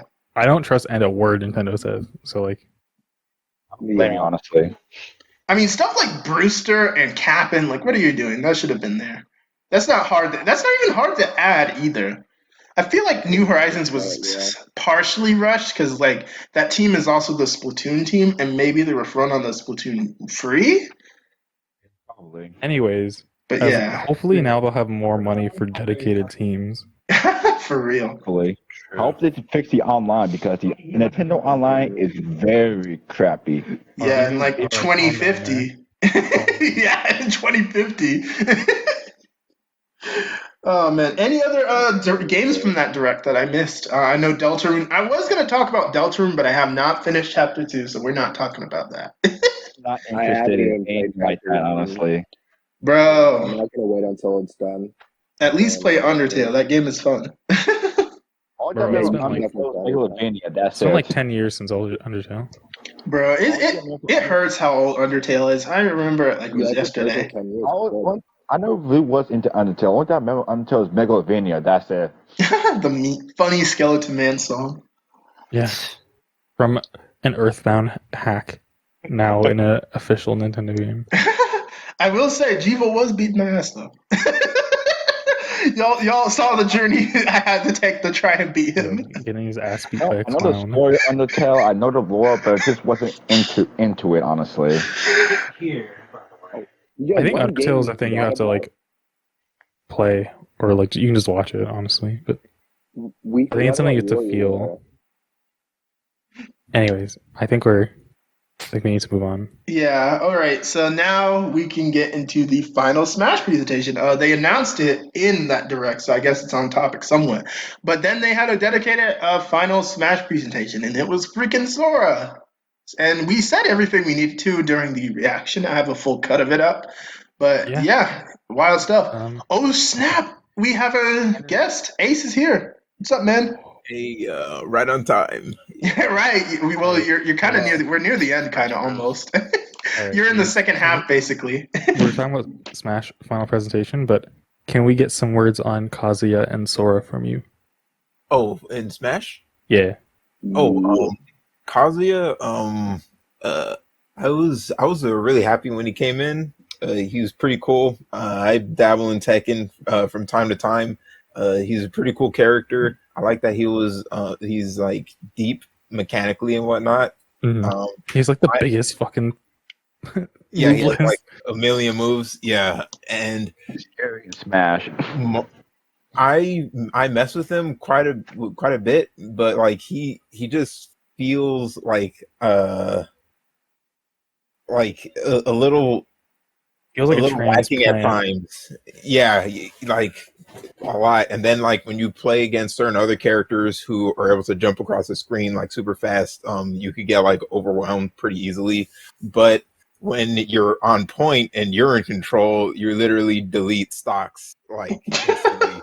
But then when it comes, so I think he's pretty cool, but I wish that like, because I know that Sakurai said like he was trying to make him very similar to like how he is in Tekken. So like he like made moves, like have a lot of startup and whatnot. But then you even said in the showcase tour when they first started playtesting him that he wasn't working, and then like he was super underwhelming. So he was like, you know what, let's add invincibility to all his moves. And then it's like, what? I guess he's viable now, but it's in an odd way. Yeah, I feel like that for so many of these DLC characters, they just like throw rules out the window. Every single one like destroys the meta. Let's be honest. But at the same time, like DLC characters like trying to play in bottom doesn't really add anything new. Right. Like, and let's not get into individual characters because that'll be a whole mess. Alright, fine. we can't have our 50th Byleth rant. Hey, I main Byleth, so don't come crying to me, okay? It's a good thing we passed the Byleth part, because I would have just been saying the same thing that a lot of people have been saying about Byleth. Bro, how many times have we ranted about Byleth on this podcast? Okay. Byleth talk about Sora. Yeah. Light. I'll just say one thing. I don't know if this is a hot take or not. It might be, but I do not like the female Byleth character design. The male one looks better. Maybe because he looks edgier, but yeah. My man really roasting the fist nets. What's going on here? No, I use male Byleth too, don't worry. He's so true. No. I think their both designs are kind of underwhelming, but in like a weird attempt to make her look sexy, her design comes off as very like incohesive. Yeah. Let's continue on with Sora. Right. Now we're getting in the waifu debates. And I know that it's memed out, but also how she has like the giant eyes. But yeah, it does look weird. On to this All right, so what we're gonna do is, so that we're not talking over each other, we're gonna basically go over our final Smash thoughts for everyone. So give your final thoughts on Sora, the game overall, your favorite characters, all that stuff, and try to, obviously condense it because, the next one, oh boy. But yeah, we're gonna go in order. So Ace, you can say a little more. Go ahead, since you just came in. Okay, thank you. One of my favorite moves to use as Kazuya would be, I believe it was called Gates of Hell, to where like you grab them and then you kick them behind yourself at this disgusting angle that's like straight and a little bit down. That's really satisfying to land. And that's about it. His comeback mechanic, comparatively to the other DLCs, isn't as broken because like you could actually get rid of it. So I think he was balance wise overall, even though that like the invincibility on some of his moves is like it seems a little wild. I would say he's a pretty decent. He's a pretty cool addition, and also Kazuya is a cool character. And then onto Sora. I haven't yet. Little backstory. I haven't yet beat the Kingdom Hearts games. I played first one, and I did end up getting them. I have them on my PS4. I just haven't played them yet. I'm going to. I might stream it, but that's another story. Chris ran through like all of them in like 2 weeks before Sora dropped. Yeah. I probably should have did that. But Sora, when I was first watching people play him, because I didn't download him as soon as he dropped, I downloaded him like later that night or the next day. I don't remember. When I was watching him, I was like, no way this character is good, like movement wise, like because he was like floaty and like his moves, they don't look like they have impact, but that's a lie because they have a lot of impact and he has a good amount of skill power.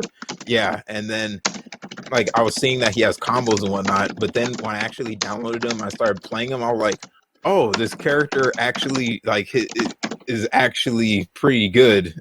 Like it's deceptive watching him be played and then play him yourself. He does have kill power. Like it's just the way his moves are animated, or maybe it's the sound effects. I don't know. But yeah, he seems pretty cool. I don't know how he stacks up against the rest of the cast all the way. I did hear that Sephiroth beats him, which is kind of funny, but I mean, I guess I'm seeing him pop up in tournaments. That might just be like the new little character hype, but like hopefully he's here to stay. He looks really fun. Like it's pretty good. I think 𝗧𝗪 talked about like how he wanted to make a more simple character because he feels like he made a bunch of technical DLC characters. But, yeah, I did see that he has like a long combo. I think it's either like a mix of his fair and nair, where he has like a loop. Oh yeah, he has. I think they call it a noop. His neutral air loop. Yeah, because if you do a short hop and then on the way up do a neutral air and then do the second hit of the combo on the way down, like fastball on the way down, that loops. If you just do those two tacks over and over. Yeah, I heard a similar thing. I heard someone say foop, or maybe it's a noop. Like it's either a forward air loop or a nair loop. He has a few loops, so it could very well be both. But yeah, I think it's good that he's bringing simple air game to more people because that's like a big part of Smash, and I feel like it's not very represented in like casual play. Yeah, but yeah, don't forget your closing thoughts before you wrap up. Oh yeah. Okay, real quick. And then when it comes to one of Sora's coolest moves, I don't think it's his best move, but his down air looks pretty tight. Like I don't know, he strikes a pose too, and it's like a back down. And then funny enough, one of my favorite additions to Sora getting in, his stage is like a better Smashville. Like it's really cool. I can see that. And the music full of bangers. So, dive to the heart, bro. Yeah, it's my favorite two stages, Sephiroth's stage and Sora's stage. So I guess I had to wait for my favorite stages to come out since the game dropped. But and then my final thoughts on like Smash overall, with the I was not really playing Smash, but then when Sephiroth dropped, that reinvigorated me playing Ultimate. And then, so like Sephiroth, I main Sephiroth and Daisy at this point, and Wolf kind of, and then when Sora ended up dropping, and then like I ended up getting second favorite stage. So it's like I've been playing Smash quite a bit lately, and I wish that they would actually like. So yeah, I like the game overall. It's pretty cool. Disregarding like my issues with like the buffer system and whatnot, is pretty cool game. And then I just wish that they would buff the low tiers properly, because like they gave like one little final buff to the to some low tiers in this recent patch. I don't know if you guys know, and like I know Jigglypuff got some buffs. I think that they might actually have an impact, but then with some of the other characters, like they just increased like damage on some of their attacks, and it's like what they need is speed and maybe a few other things to actually make them get better. Like I know Little Mac got buffs, but it was just like to his power, I believe. I don't think he received any like frame data buffs, and that just makes people camp him more. It just made him be good at what he was already good at. Like his shield break easier, but that'll just that makes your opponent want to camp you more. So like I just wish that they would give better buffs to the low and mid tiers, but that's about it. Oh, and if Peach and Daisy's F smash could reflect projectiles, and then that's about it. Yeah. Hopefully we get more patches in the future. Hopefully like gameplay patches don't stop. At least Yeah, I remember someone said that after Bayonetta was dropped in Smash 4, that there was one final patch later on that didn't nerf her. It nerfed her a little bit, but it really didn't stop her. Yeah. But yeah. So yeah. What do you think, Chris? So I'll give my thoughts on everything as a whole, I guess, collectively. Yeah, everything's kind of been said. Me and Ace completely agree. Andrew said that I played all the Kingdom Hearts games ahead of time. That was definitely, that felt, I don't know if anybody else did it. I heard that there were some other YouTubers that did it, and so like when I saw that and I knew it was coming out, I just thought about doing it. And made the experience of the DLC coming out feel that much better, I'd honestly have to say. And he plays like a 𝗁𝗲𝗄𝗎, which is like super nice because he's my day one character. But Smash Bros, honestly, man, Ultimate has been the biggest treat that I said this from the jump. I remember like when we got Smash announced for 2018, I was like, we don't need this, like we don't deserve this game to come out yet. I remember you saying that. It felt too early, and it just like, not even to say this because like the last Smash Bros game come out, but it was more just like from my perspective, I was just like I was worried initially that the game was not going to be up to par in what we thought, and it has blown every expectation out of the water. And surprisingly enough, like I know a lot of guys like really don't like DLC characters. The only one I really dislike is Steve, but every single character that got added to the game, I extensively enjoyed. I love Min Min. I love Byleth. Terry is one of like the side pocket picks that I love picking up. The game itself, the Smash community went through a lot. Especially like with COVID in 2019, just how like there's a mass exodus and a lot of like sexual assault allegations that were happening. But surprisingly enough, I feel like we're in this golden era where now that the game is done and now we're like, yeah, we finally got pretty much all the major names. I don't think we're going to get another Smash game for maybe 6 to 8 years. And this is the most exciting time, I would say, because now we're going to see like how refined this game gets. And if once DLC, like once updates and balance patches stop, it'll be really interesting. But honestly, this whole it's been a 3-year event. Like I remember like Ace talked about the Sephiroth challenge coming out. that, like, I remember I was at Lee's house when that happened, Andrew, and we played like for hours, just like just beating Sephiroth. Just I'm like, yeah, just to have fun. And it's crazy how Gaming Sakurai just to has have managed fun. What to- the fuck? Yeah. Well, no, it's so funny because I remember when I first got into like gaming discussions with people over Smash, and we talked about stuff, and they're just like, it's not a fighting game. And I'm like, now I genuinely believe that it's not a fighting game. As I look at the Smash roster completed like fully, The celebration. it's really a fucking it's the biggest celebration of fucking gaming in human history, and it is ultimate. Yeah, I feel like a few Western reps could have gotten in more, but overall I think it's pretty good. I don't think it could have ended better. Like I think Doom Guy is kind of I feel like he kind of has priority over Halo almost. He's older and he's still relevant almost. So like, yeah. I mean, I So care I'm for glad he got Halo in. more, but But you know, it'd be I cool if understand Master Chief Doom. got in. Yeah, I care about Halo more. Halo or like Doom is like the progenitor of like the biggest genre basically. So Yeah, but he and gets then also Doom came out on the N64. yeah, well, I don't know if I'd count that as like a big thing, but he's like an It was one OG, of the biggest and he's games still in the making world, still making bangers. So Yeah. came back swinging. So Yeah. yeah. And I know you like. I think roster wise, ignoring balance stuff, I don't think could have been better. It was pretty perfect. Just bring the only thing that can make this game perfect, and the only thing to turn it from Smash Ultimate to Smash Perfect. Bring my bitch Lynn. I want Lindis in the game. This man, he would have asked for another Fire Emblem character. 1540s. Like I think gameplay wise, there's some gripes you can have, but we're like years behind. I will say though, if we had to get another, it would be Lynn. I will agree with that.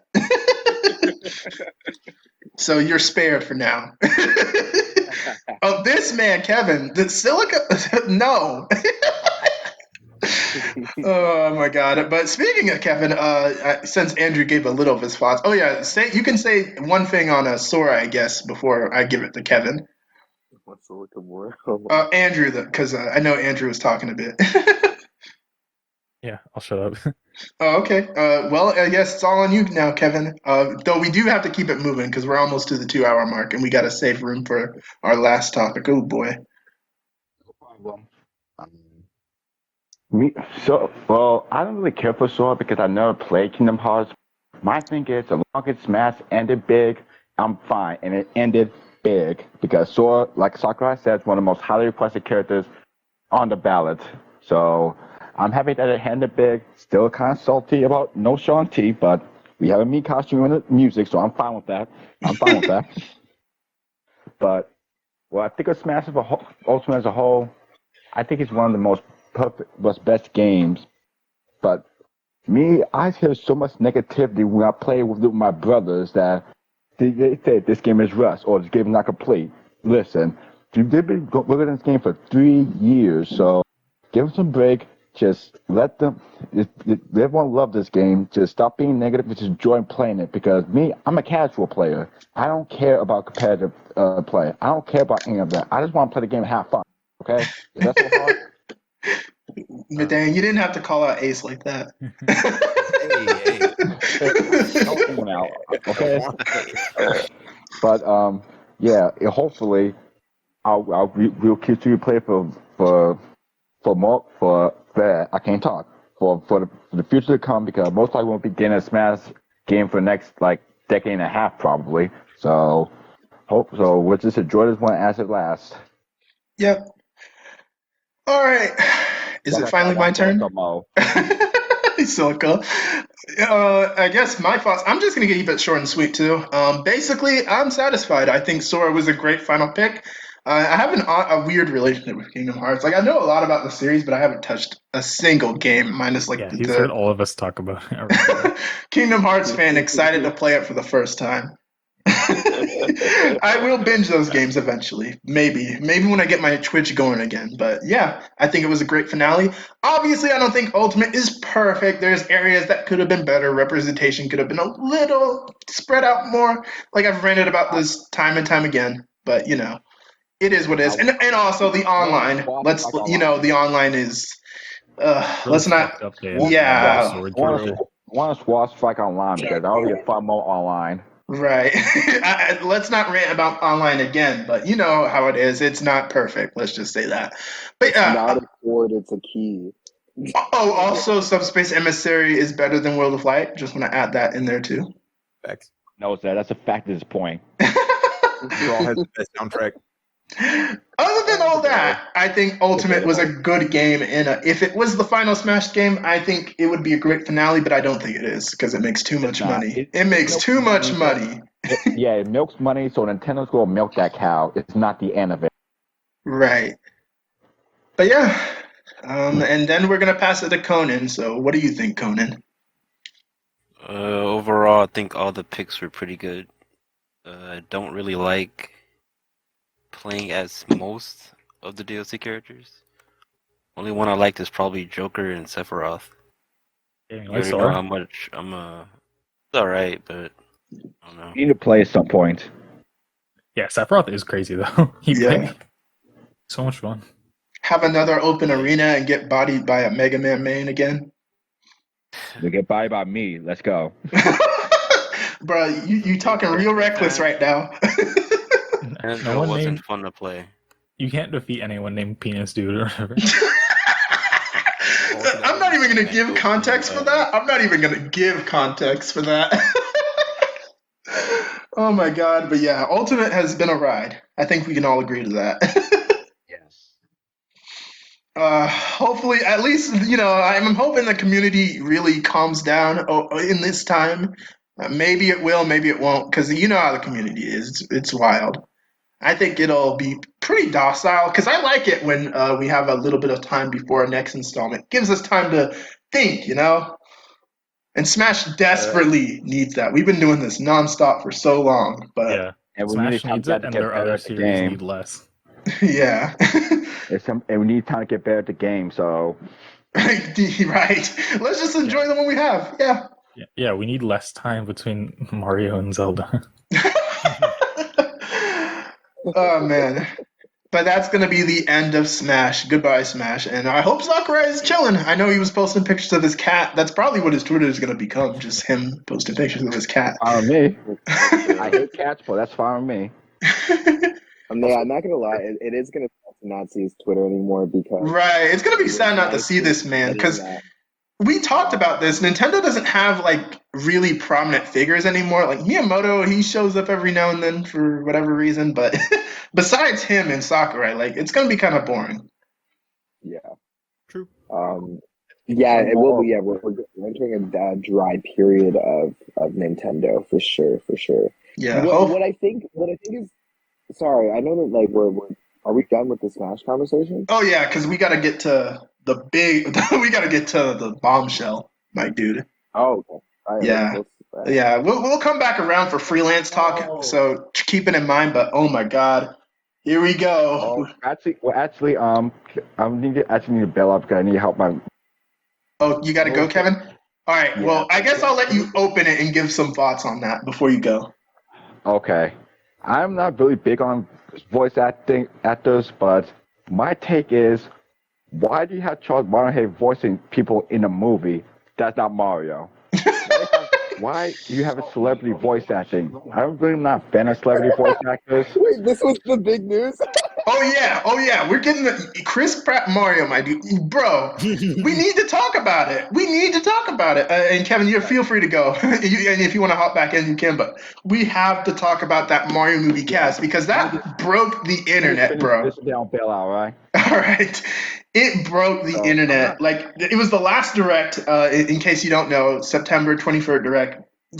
We were just chilling. We were just expecting game announcements, and it was going well. And then Miyamoto comes on, and he's like, oh, I have an announcement for y'all. I was like, oh, snap, Odyssey 2? Nah, Mario movie, Illumination. I'm like, what? And then we see that cast. Yeah. I'm not big on voice actors, but like I said on Twitter, maybe this is stuff in the Nintendo Cinematic Universe, which I'm all up for, and I'm gonna leave it at that. Yeah, it seems almost disrespectful to him. But at the same time, I think if I heard full movie of Mario's current voice, I would die. definitely like black and white. It's kind of tricky, you know. If I saw 90 minutes of, maybe he can kind of adapt the voice to be more calm. I think he can because he does that with Warrior. Like Warrior is kind of known for being kind of exaggerated, but he voices Warrior really well in Warrior Rare Gold.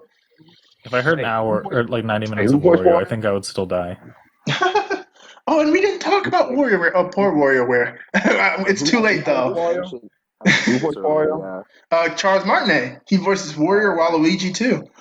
Oh, okay, gotcha. Well, I'll be back.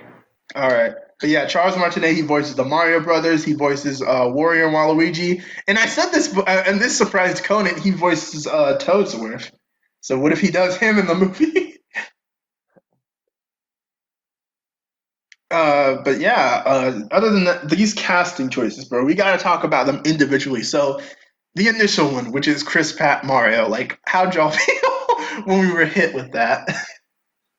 Initially, I was like, "What?" Like this kind of seemed out of nowhere, and I was almost, my head was almost void of thoughts. I was just trying to process what I was looking at, and then once I was able to think again, I was like, "Yo, why are these memes all over the place?"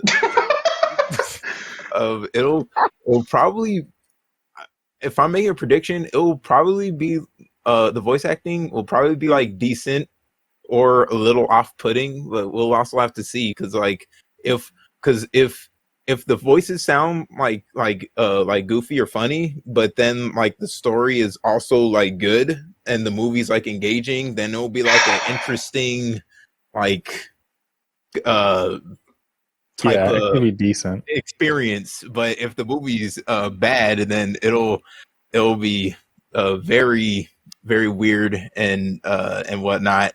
And then if it's like so bad it's good, then I mean then it kind of goes full circle. But I think we'll have to see. I don't think it's anything crazy bad or good. I'm expecting it to be, maybe it'll be kind of cringy, but I feel like it'll be in the ballpark of the Sonic movie. Right. No, here's what I'm thinking. I'm thinking it's going to be pretty decent, probably one of the best video game movies, or it's going to be like a train wreck, bro. Like I think it has potential to go off the rails. I really do think it does. I don't think we'll go off the rails, but I think Illumination will make it like really like cringy. Yeah, I think Nintendo is what's going to keep it from getting too like horrible. I almost forgot Illumination was doing that. Damn it! Like we're gonna have like a scene of like Toad doing the floss or something. Oh yeah. Oh yeah. I have to disagree with you guys. I think Illumination has been doing fantastic work for the past like 12 years plus. I think that Despicable Me, like, AKA their one good movie. Despicable Me came out 11 years ago. Despicable Me and Hotel Transylvania are both made by Illumination. Oh no, Hotel Transylvania is Sony. That's Sony. That's Sony? Yep. Pretty sure it is, yeah. Oh, okay, fuck. Okay, but my biggest thing is, honestly, I know for a fact that the movie is going to sound like Sonic. We're not going to get stylized voices. It's impossible to do that for a 120-minute runtime film. Just coming from like actually understanding like ADR and stuff like that. If I may, I imagine it'll be like them sort of imitating the existing voices, but like calmer. If that makes sense. I don't think so at all.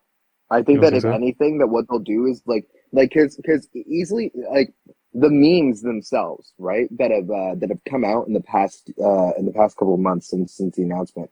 The memes, I think, are a perfect representation of what the movie's actually going to look like. And like for me, I find them hilarious. I find it funny. I know for a fact, like OGs like us will feel very jarred by just like knowing that we've been listening to like hoo-ha, wahee for 30 years, and now that we're going to go to like Chris Pratt's voice, it will be very jarring to go back to playing another Mario game. I have no idea what the direction is going to be. You act like we know, but but the thing is, I have to be honest in saying that I know for a fact, like studying animation my entire life, like I like, and when it comes to like cinema stuff, it's not going to be like the games. It's going to be like a movie. It is very much going to be like, you know what? I know for a fact that the pitch meeting that came, like, obviously Shigeru Miyamoto has been very involved in this process, right? But the pitch was to the Nintendo execs is we can make a Despicable Me but Nintendo. And I so, guess. Like, and let's not get into like the rumors, like, because there's a rumor right now, the guy they picked for Donkey Kong is going to be getting his own solo movie by a different animation studio. So, which will probably like really shake up what the heck, what the heck, where the heck this universe is going. Because we don't even know if it's a universe. It could all just be one-off movies. Like, we don't know if they're going to go full MCU. when Sakurai is in his 70s, he will be the executive producer of Subspace Emissary. He's gonna be the Stanley in it, popping out in every movie. Dude, oh my fuck. Like, there's this movie has too many layers to it, bro. This is the greatest thing ever. Okay, so I'm still maintaining they're gonna do like normal sounding recreations of the existing voices, because I think if they just Mario completely different voice, I think it'll just be bad for branding. Right, and that's like one thing I said. Like, there's a really good tweet. There's a really good tweet that like describes it perfectly. It's gonna be like those machinimas where the characters would literally sound like normal people just talking over the characters. Yeah, except it's gonna have like really it's gonna be very meticulously like voice directed. Right, it would be like if I voiced Mario and I don't even change my voice or anything. It's literally me talking.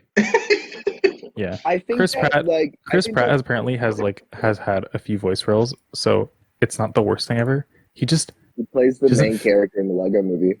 He doesn't fit. Like, when I imagine Chris Pratt, I imagine like happy-go-lucky. Right, like that's the problem. Like, a lot of these celebrity cast members, they don't have range. Range is a big part of why voice actors are a thing. Like Mario's like silly, but he's not like. He doesn't come across as like dumb or incompetent, right? Right. Like, Mario is kind of vibe. He kind of fits into that. He doesn't come off as dumb. He just comes off as he's a goof baby. Why are you disrespecting my boy like that? Oh my god! But yeah, like, I feel like it's gonna be weird. As long as the personalities are intact too, because I don't want them to be so exaggerated to where they feel out of character. Because believe it or not, these guys do have character, which some people will be like, "What? No, it's Mario. All he is funny Wahoo Man." But he does have very specific traits, Like, he's a pretty good guy. Like, people meme him as a psychopath, but he is a good guy at his core. He can be cocky at times, but he's not like Sonic where he makes fun of people. He's a decent guy, which is why I feel like that's why Chris Pratt landed the role, because Mario's Chris Pratt gives that silly kind of dumb vibe, right? Like that himbo vibe. He's never had that himbo vibe. No, they're saving that for Link. But in he's kind of a himbo in feats. Like, he's not like muscular, but he may as well be with what he can do. Right. No, they're saving that for Link. Wait till we get to the Zelda movie. Oh my god. No, we're gonna actually. I don't want to think about it. We're really gonna go back to cartoon Link. What do you think, Konon? Because I know you have stuff to say with like Seth Rogen and Jack Black. We're on Mario right now, right? Oh yeah. I was gonna go one at a time, but we've talked about Chris Pratt so much that at this point, I feel like we could just jump around. Yeah, Jack Black is probably a fine pick, to be honest. Bowser, for sure. I think everybody's gonna talk normal except for Bowser. And weirdly, I think Jack Black's one of the few that I think is okay. I think Kamek is also okay. Yeah. You think Bowser's gonna speak words, or he's gonna talk in the rah voice? No, like that's Jack the thing. Black is gonna give like a little grouchy voice. Okay. Everybody else is probably gonna talk normal. Yeah, I think it's definitely gonna be Mario Sunshine Bowser. That was out of every character from the movie, I know for a fact Jack Black is the most experienced with voice acting. No, that would be like some of the lesser members, like Kamek. Like, Kamek is the one guy who's literally a voice actor, and some people were Jack Black has like a ton of voice roles. A-list, but also like Jack Black is literally, he has his own video game where he right. So the thing is, like, for a fact that like he's gonna kill it. He's gonna actually like make something stylized. But that's why I wholeheartedly believe bro, we have the Queen's Gambit girl as Peach. Do you really think she's gonna do some like? Now that one is. not I feel like it works either way. Because let's be honest, Peach. I was telling Kevin this. Peach is such a basic character. Like even with like the RPGs where she has a little more personality, she is so basic to the point where like any like female voice works for her almost, bro. And some people are gonna roast me for that, but it's true. You know it's That's true. true. She doesn't talk that You much. just got on the actress pretty much. Like Peach is so basic. Now when we get to oh my god, when Daisy comes in, that's gonna be where we're gonna be talking. Yeah. Oh my god. From 𝗵𝗶𝗀 as Toad. That's Perfect. uh. I think that's a good one. Whew. Yeah, that makes sense. I don't know what he's gonna do for Toad. I don't know. Yeah, I don't even know if he'll do this. Perfect. What is he gonna do for Toad? Right. It doesn't Do you have an matter. example? He's just gonna sound like himself, but Toad. Like that's what I think you guys have too much expectations for stylized voice acting without realizing like they only hired three real professional voice actors. Everyone else are just actual A-list celebrities that are there to sell the movie. So like you got to realize that they're not going to force them to do anything that would like jeopardize the rest of the roles that they have over the course of the year. True, but it's Taking also into like consideration, this Nintendo. voice Like, will acting- Nintendo like make them do it? Like, will they be like, oh, try to sound a little it more doesn't matter. like the It characters? doesn't. It's not a think so. matter of Nintendo making them do it. You guys have to realize that like voice acting alone is a major strain. It takes some people a minimum of 2 hours to even be able to warm up. Yeah. Trust me, I know. Like, recording is pain. I still don't know. So I still don't know how Keel would be a Toad. I don't know how he's gonna sound it. bro. Watch. Is he just gonna sound like the him? upbeat- Like just If I see a watch the normal upbeat- voice coming out yeah. of Toad, I'm gonna die. The comedian. I think Donkey Kong is one. Seth Rogen is such a like crackhead pick, but he fits weirdly enough. Same with him. He's just gonna talk normal because he already sounds like DK. Why are you saying so black? Mario sure is Let's be thankful they didn't get someone black for DK. DK Dank Fish. Oh my god! And again with the Donkey Kong movie, like I'm scared to see that DK movie cast, bro. I can't even imagine what they're gonna do for that. Oh my god, K. Rool, Lanky Kong. Whew. And then Cranky is here. I think that he'll sound pretty normal. I think Cranky is known for having like this very that's fine. specific voice. Like I don't think Honestly, they'll do the anything weird part crazy with him. from what's left is the fact that Foreman Spike Oh is yeah, gonna be a thing. we memed on this.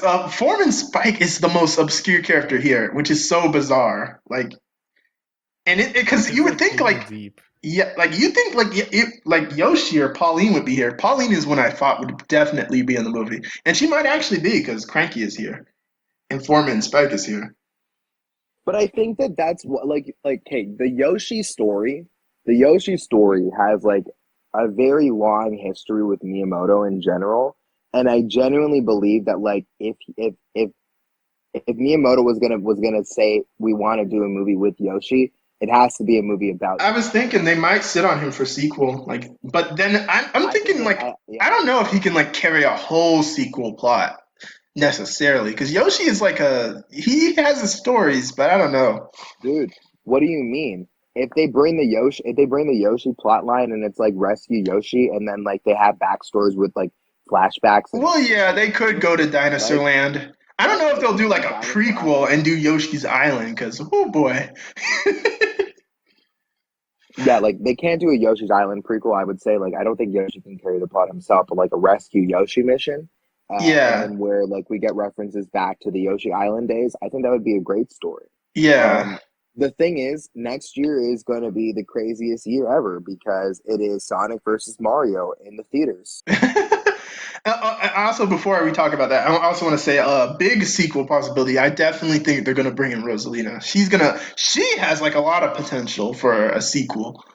Like her story alone, like in Galaxy and all that, that has a lot of potential. That's what Rabbids is doing. Oh my god, we're going to get a Guardians of the Galaxy reference, are we? Dude, it's not. We're not gonna get. We're gonna get Subspace Emissary. Watch, they go to space and then we're gonna see Dreamworld in the distance, and then afterwards, like then we're gonna get like. Bro, we could get Easter eggs too. We could get like freaking pop star chilling in the background, or like, what if we see like, bro? What if we just see like a casual? We see Link walking in the background, bro. I'm calling it now. Give it 20 years. Subspace Emissary movie.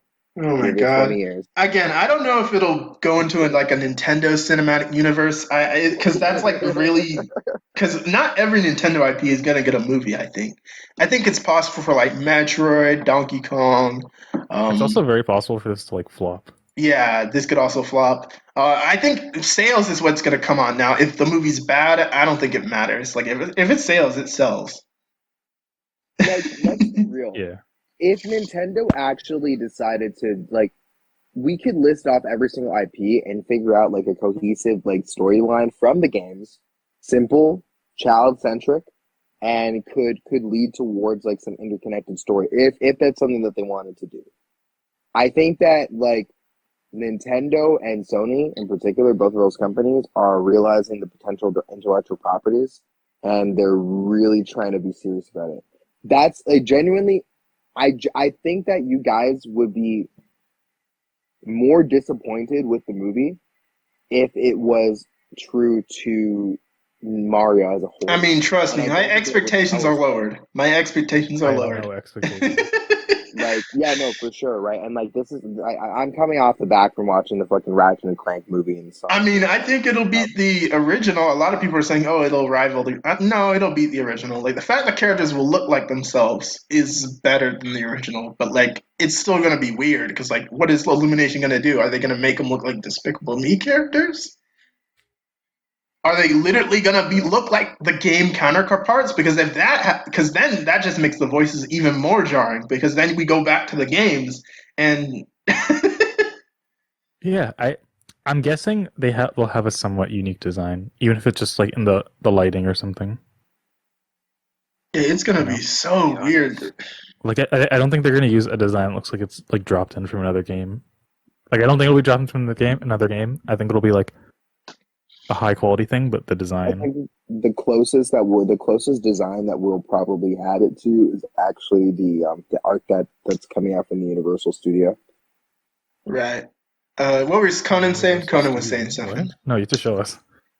The Mario movie is just gonna be the sausage Mario party. Land? The sausage party. Oh no, no, that's gonna be that's Conquer. Wait till we get to Conquer.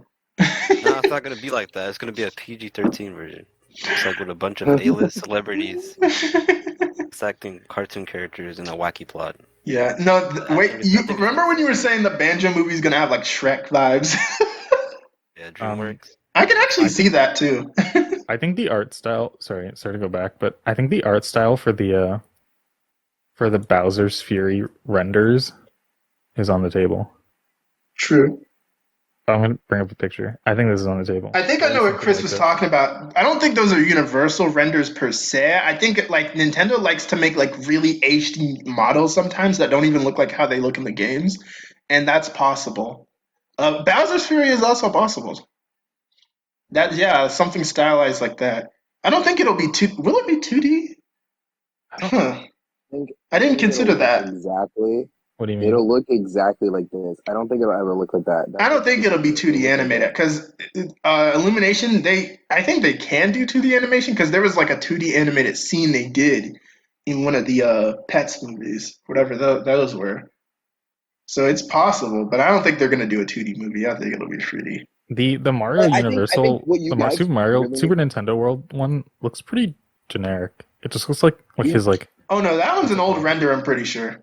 No, I know. That's what I'm saying though. I think that that's the image. I think that's what it's gonna look. Oh, that. Oh. Yeah, I think that, but with like higher quality, is on the table. Yeah, there's a slightly higher quality rendering. Yeah. Yeah, that's from the what is it? That one trailer. Yeah, that makes sense. That's from the promotional. It's a promotional trailer. Right. I thought you were talking about like the freaking Universal art. Like that has like generic renders that are literally from the games. No. But like, I think that you guys need to look back at Illumination's previous work to understand what they're going to be doing moving forward, because we are not I know for a fact we are not getting like an Italian accent Chris Pratt. We are not getting an Italian accent Charlie Day. We are not getting like we're probably gonna get uppity key for fucking Toad. Wait, and you shit think like Mario's that. gonna have an American accent?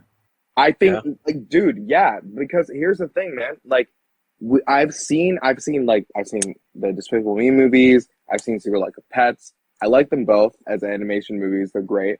And like, in all honesty, they sold well because like you can go as an adult and watch these movies with your kids and actually not be. I mean, it's not impossible because Steve Carell, he does that Gru voice, which is, Right. a unique voice. Yeah, Yeah, so like that's a pretty and, entertaining accent, though. And animation as a whole has always relied on like A-list actors and comedians in particular to do voice acting for their films. That was only like So post Hercules, though. No, it's not. It hasn't been post Hercules. It's been everything. What do you mean? What do you mean? Hercules is the one that kicked it off with, like, they're using. That was like the first one to notably use like an A-list to like promote it and be successful. I'm pretty sure that. Or not Hercules, sorry, Aladdin. What am I saying? Yeah. Robin Williams, Aladdin. Yeah, That's it was like, Aladdin. Yeah, it's Robin like Williams. not that. It's not like the oldest. That was like Disney Renaissance.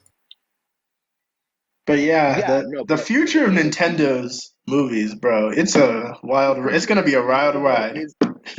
The future of Nintendo is 90s Disney, though. I honestly have to say. You think so? You think they have potential to really like get to Disney level in movies? I don't know about that, but I think No, so, not man. movies. I don't think so.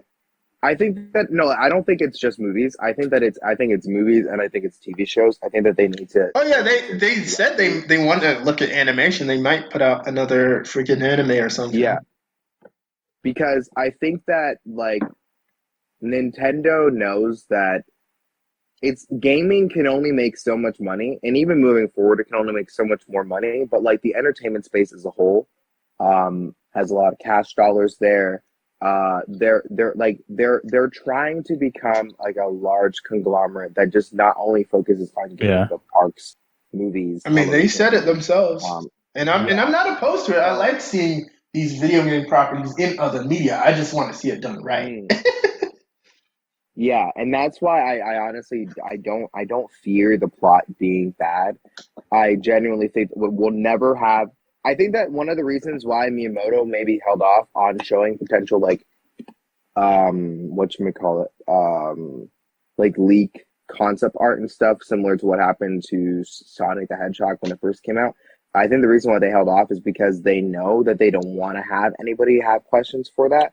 But I think that like Miyamoto has made it like very apparent, and like Illumination, Nintendo, and every party knows the value of this IP and knows how much how if they do it right, it's an 8 movie franchise. One thing I want to say is I think one thing they should focus on is adding like a little soul to these properties, because we love the video game properties as they are, but I feel like obviously the reason why video game movies tank so hard is they forget to add some of that movie soul, like have morals, have characters, have goals, and with video games sometimes the characters are pretty straightforward. They're like, oh, let's kill this big bad.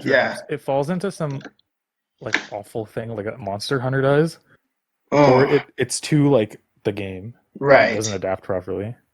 Like you need soul, you need like character moments and beats in there, personality. Detective Pikachu basically breaking off entirely, I feel like only worked because it had like a very super established world. I mean, I think that still had some personality issues because the guy was super generic, the girl was but no, I still think it worked because it worked because everyone knows the world of Pokemon. They didn't have to establish it. Right. I think it's part of the reason. The biggest difference with Pokemon is it always existed in a real world potential setting, just like obviously with the fantasy of Pokemon. And so like the backdrop doesn't seem too jarring. Plus, you look at Pokemon Detective Pikachu, and I don't know if you guys ever remember this from back in the early YouTube days, but like the fake Pokemon movie, like live action Pokemon movie that was like teased way back. Oh yeah, is it the edgy one? You're not talking about the edgy one, are you? I'm talking about the edgy one. Oh my god. Yeah. The art style, like it seemed like it was a natural evolution of like.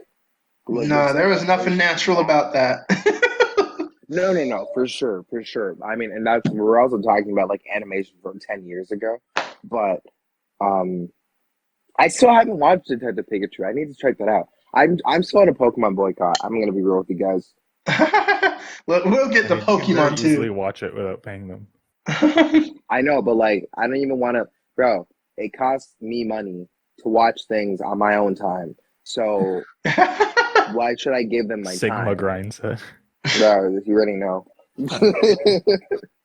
Oh my god. But yeah, this Mario movie is gonna be a journey regardless. There was something else I wanted to say, but instead I'm gonna just pass it to Ace because I know he's been quiet for a minute. Oh, I kind of said my piece earlier, I guess. I guess another thing, if you're talking about like the voices, I'm kind of used to DK. Like I didn't really watch that Donkey Kong cartoon from a while back that Lord. people meme on, but I'm used to DK. Like in Mario Party 1, they just and in a few other classic Mario games, they just had DK with like a real gorilla voice. Like they got sound bites from actual gorilla, so like hearing something besides that is a little off-putting. Even in the latest Mario Party, they have him say some words, and I'm just like, what? Oh yeah, DK. What? Even in like the games, yeah, he can talk. I forget who. Like since '64, he's been able to like sort of talk. Like full sentences? Not full sentences, no, but like he can say words.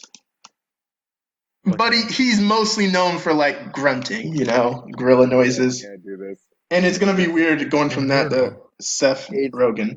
You already know that people are gonna like mod like Mario games for like Yuzu just so they have like Chris Pratt and Charlie Day like voice packs. Because bro, it's gonna be really fucked. Like I genuinely, guys, if you guys are worried about the voice acting not being to what you guys perceive Mario characters to be, do not watch the fucking movie. I'm talking to the audience. I'm not even talking to you guys. You guys are gonna watch it anyway and complain. Like It'd be perfect. you will It'd be not so complain. recognize. You won't be able to pick up a Mario game after this and not think about that. So yeah, that's true. They have like I'm saying like I said before, they have a pretty easy. They could very easily fuck up their branding hard, especially if this is like whatever, like a really weird movie, but it does really well. I feel like they could fuck up their branding. Yeah, for sure. That's why, even though I talked about stuff like morals, personality, all that stuff, I don't want them to exaggerate it. Like, I don't, because there's going to be some cringe. It's inevitable. And I just don't, what I basically don't want is Teen Titans Go. Please, no. Bruh. Don't do me like that. Kids movie, but I don't think it's gonna be a movie that will I'm not even trying to shoot down the movie before it even comes out because we all thought that Sonic was gonna be bad. We all were really worried about that movie, and I went to go see it twice, and I loved the movie. But I don't know what Mario will do after this because like. Unless we get a Mario game coming at the same time, like next year, like that's another thing. I don't know what the heck is going to happen with tying into the games. I joked like, oh, Foreman Spike about to be the final boss of Odyssey 2. I joked, but like, we don't know. They could try and tie it into the games, especially if it does well. I mean, Sega, the Sonic movie, in quotations, did well, but it seems like the games haven't been too affected by it. So. Yeah, they could very easily just brush this off, I feel like. So yeah, like you know what would be like I would understand your guys' gripe if it was a Kirby movie. If you guys were like, yo, why the fuck are they hiring fucking like I mean, yeah. In general, a lot of Nintendo characters ain't known for like doing this. And like and Kirby, bro, keep in mind Kirby has talked. Forbidden knowledge. Kirby has talked. I still think the only thing like that like could be really weird is that if Mario just doesn't have an accent. And I'm not even talking about like his voice actor, because funny enough, his voice actress has talked in his full voice, and it's like the most jarring thing ever. But like in some of the old canon, he like just straight up talked with a regular voice, and it Nuts was the most discovers Oh, voice actors are real. disturbing thing ever. Speaking of Kirby talking, honestly, the best thing about Smash Ultimate is that we actually get Kirby saying like Sora's voice lines. Oh yeah, Maya. But yeah, it's gonna be interesting to see where this Nintendo Cinematic Universe goes. That's gonna be a fun pod. We need to do that in the not crossover, the power level tournament, the one where we rank every Smash character by canonical power level. But let me not get into that. That's gonna be its own podcast. We got to do that though. Space Emissary. It's coming in 20 years, guys. Just I'm saying it first. This man really wants his Smash Avengers movie, and even I do low key. I feel like it could be hype. Is it going to be the Infinity War, or is it going to be the first Avengers? No, it's gonna be like the first. Like no, so like. Okay, like Subspace Emissary is gonna be like a fucking like it's gonna be Infinity. I think they should build it slowly like Marvel did. Like have like the first Smash movie fight Master Hand, second Smash movie fight Master and Crazy Hand maybe, like or Ganondorf for Bowser, whatever, and then fight Taboo for the final one. Build up there. Don't just jump into it and have Taboo come in, please. Because oh man, like you guys don't realize, I used to fucking like before Smash, like before I even played Smash. Bro, I gotta make a Nintendo movie thing. I gotta make it. Kid, and I used to play with like my toy action figures like before I used to go to school, elementary school, and I used to just pretend like I was playing Smash Bros with these figurines. So for me, bro, like Subspace Emissary, man, I need that shit to be a movie. Because, guys, let's be real. Let's be fucking real. Subspace Emissary would be the biggest, like, franchise. It'd be bigger than fucking Infinity War. I don't know. I don't know about that, because Marvel's momentum was, like, crazy. I don't know if Nintendo has the potential to beat that, but, like, if anyone has the potential to rival them, it's them. It's them. They have the most potential. Like, DC squandered it completely. DC squandered it. Literally no one else has, like, characters that beloved. No one. And even with Marvel, like, not all of their characters were even that loved before the MCU. Like, no one knew who freaking Ant-Man was. So they have potential to turn some of their characters into beloved characters. So, bro, this has a lot of potential. It's just the craziest idea that it just might work. And I know, like, if it came out, like, if it got announced, you guys wouldn't complain. You guys would just be like, "Oh, I wouldn't." But like, unless of course, it's gonna be like a cringe. Imagine a Smash Bros. Movie by Illumination, bro. Like, they shouldn't even be allowed to have that much power. Yeah. But we gotta stop that part of the discussion now. Whew, so many layers, bro. All right. We've passed the 2 hour mark, and we're at the 2 hour and 11-minute mark, so we can go a few more minutes, but other than that, we're about to hit the breaking point. So I guess I'll just get some final, like, if you want to say some final words on a specific topic, you can. I know Andrew wanted to say something on Switch Pro, so let's just go down the line. We'll each say some additional stuff for Freelance Talk, and then we'll end it up. So let's start in alphabetical order again. Ace, any topic you want to give some final words on? Any topic? Not too much. I got the new Mario Party. It's pretty dope. One of the main issues I had with the Mario Party that came out before this one on the Switch was that it was fun, but none of the maps were really. Yeah, Super was basically the beta to this game, bro. Super and Top 100, they're like the betas to this game. Yeah, and so I'm having quite a bit of fun with that. I mean, yeah, I've been playing Smash. I might go to like a local Smash tournament. I've been thinking about this for like a long time now, but I'm gonna have to find time to do that. And that's about it, I guess. Smash is pretty cool. The new Mario movie is probably gonna be kind of goofy. We'll just have to see in what way it's gonna be goofy in like a good way or a bad way.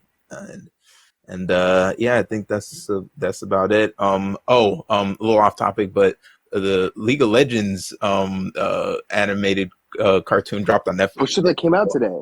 Yeah. Bruh, y'all really dare bring League of Legends into my pod? I'm just kidding. Hey, I'm not telling y'all to play it and ruin your lives. I'm just mentioning a related piece of media that dropped on a different platform. I'm not telling you to take the needle. I'm not saying that. I actually do have to check that out though. Thank you for reminding me.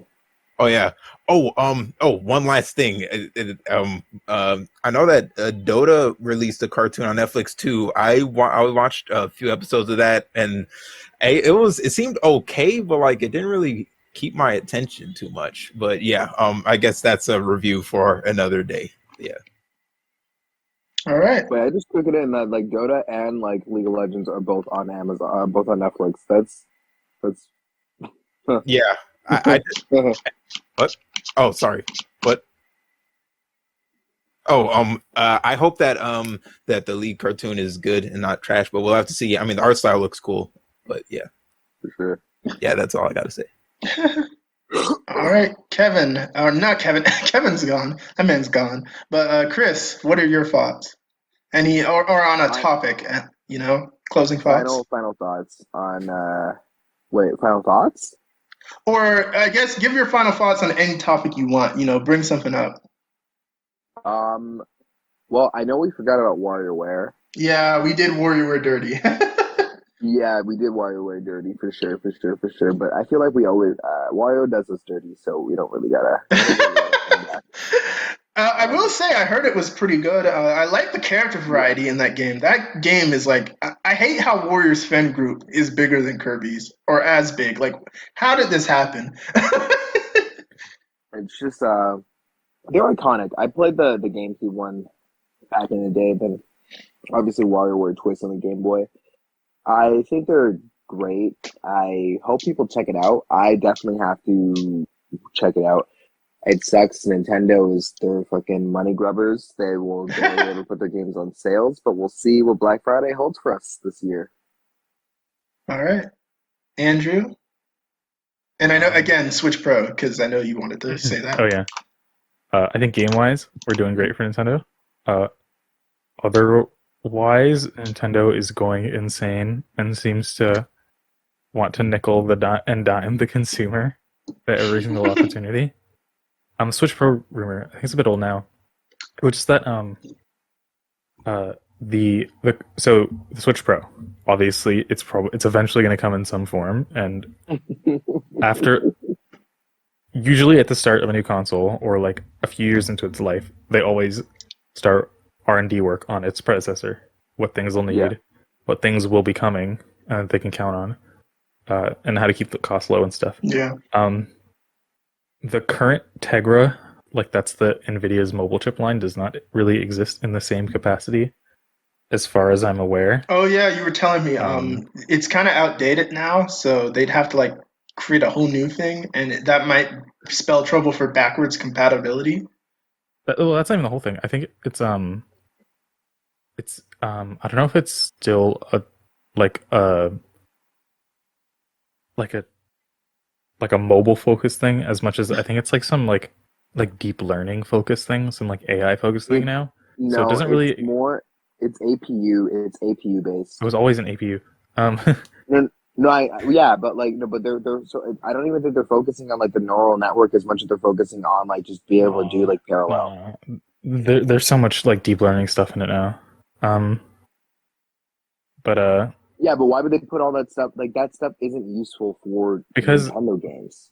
But Tegra wasn't created for Nintendo. It's its own product line that didn't sell that well on Nintendo and Nvidia's Accord. So they repurposed it into, I guess, like the AI space. So basically, it doesn't exist in the same form anymore.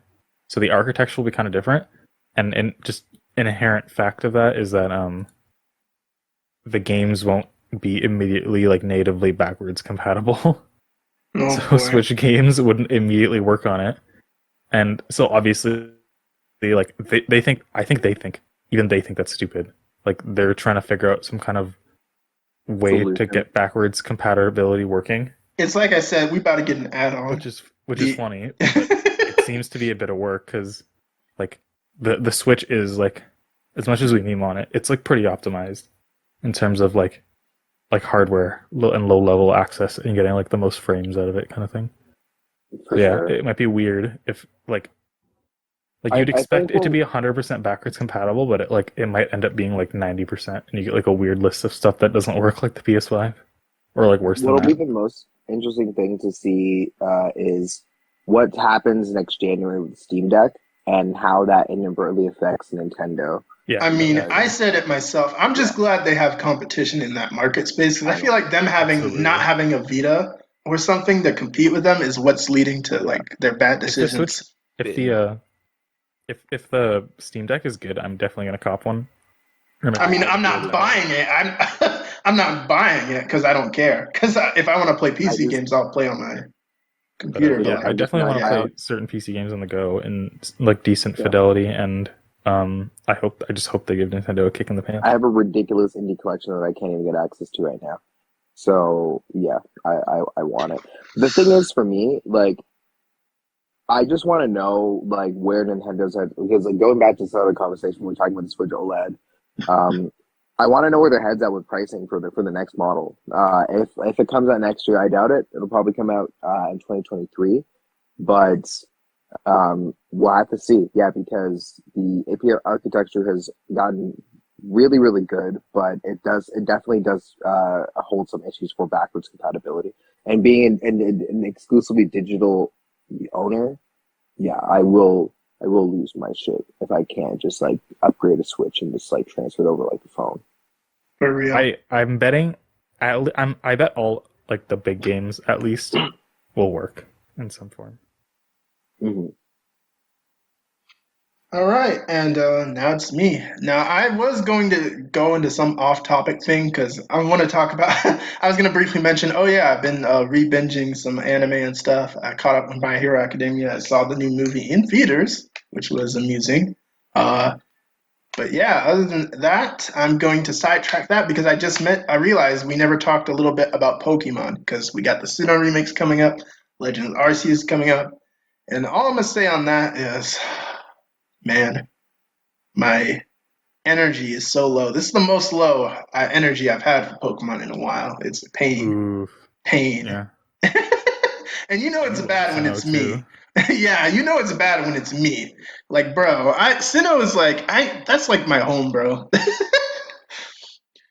I also owned all think- 3 original copies of the original game. Right. Like, Yeah. there's no platinum content. There's some lurking in there, but not enough. That's all I'm gonna say. no, I mean, like, could the there be only some thing that that we they don't have- know Because yet? maybe we know we know it has the platinum decks, I think, which is good because obviously they need it. The only thing confirmed is that we have the platinum decks. We do not have the platinum. We do not have any other thing related to platinum. Oh yeah, and the outfits. The outfits are. Oh yeah, the outfits are a pre-order bonus, which Yeah. I think that's stupid, but at least they're there. Yeah, like the thing is, I've heard a lot of rumors in the Nintendo rumor space about how this game has been in development hell this entire year, and the how Sinnoh remix. Nintendo. Huh? Yes, I've heard. Oh, I've heard boy. specifically a lot about these. Hey, these how would they games. even be a development hell? They're a remake. I was gonna say because Cut and dry. shouldn't they have been working on these for a while? They redid. They had to redo their character models. Huh? From the release that they showed, they redid their character models. Like the NPCs and the players. Oh yeah, because there was the whole Huge. thing where it It's looked not like a really. huge thing. They're Yeah. not like super high fidelity. They aren't like PlayStation 4 models. You're right. No, for sure, but like they're not. This game, apparently, from what I've heard from the community, is that this game is not being as supported as much as it could be because they do not want this game to subtract from the sales that they want to make in January. Oh, it's also outsourced, right? Yeah, They want to keep the focus on Legends Arceus. they really want to make sure that the main. I really think Legends Arceus looks really empty and not that fun. Like I don't know what I like. Genuinely don't see the appeal yet. Hey, The sad Conan, get reality your is thoughts that in here, it because I won't know I know you're holding back. sell well. It's what? It's still going to sell well. What are you supposed like? What is the appeal? Just running around. Let's throwing let's fireballs? not get let's not get into how Sword and Shield has somehow become the second most. Right? I'm not gonna get into that. I'm not so Legends mad Arceus. Sword and Shield have sold as well as they have. It doesn't deserve it. Yeah, it's still gonna sell. No, I mean people. The marketing is gonna show that it's not like a normal Pokemon game, right? So I think that might be. Yeah. It might not get normal Pokemon numbers. That, and it's gonna be like typically the Pokemon games that hit first tend to like really strike hard. So that too. Conan, what do you think? I wanna get your thoughts on this. According to Reddit leaks, there might be some more platinum stuff, but I won't say it because Ooh. spoilers, I guess. For the remakes? Yeah. For Wait, how are the Legends, spoilers? The game came out. The game came out already. No, it leaked. It leaked. weird. Apparently, people were mad that people spoiled Final Fantasy VII. So That's different. no, it's not. No, Nah. Oh, what? it's not different. It's the exact same shit. I mean, Final Fantasy the remake I understand, but like, years. if it's the game, what are you doing? Wait, the Final regular Fantasy game. VII remake is like that's something you can spoil. Yeah. 4 differences. Ops. In Final Fantasy VII remake, Yeah. it's heading in like a completely different direction. The ending is like that's completely. the ending. They said that you spoiled the beginning of the game, basically. It's the same game. Oh, But even that has some like weird stuff going on. oh, I get what you're saying now. But yeah, I get what you're saying. But yeah, oh man, Pokemon is just a mess, and I'm gonna get into it in my own video. I'm not even gonna rant myself. But yeah, now it's I passed it to you, but I gotta pass it to you again because it's your turn. So, I already spoke on Gen 4 remakes Legends. It still looks like trash. Yeah, it really looks empty. Like my problem is just what are you going to do? We don't know if there's any gym challenge equivalent.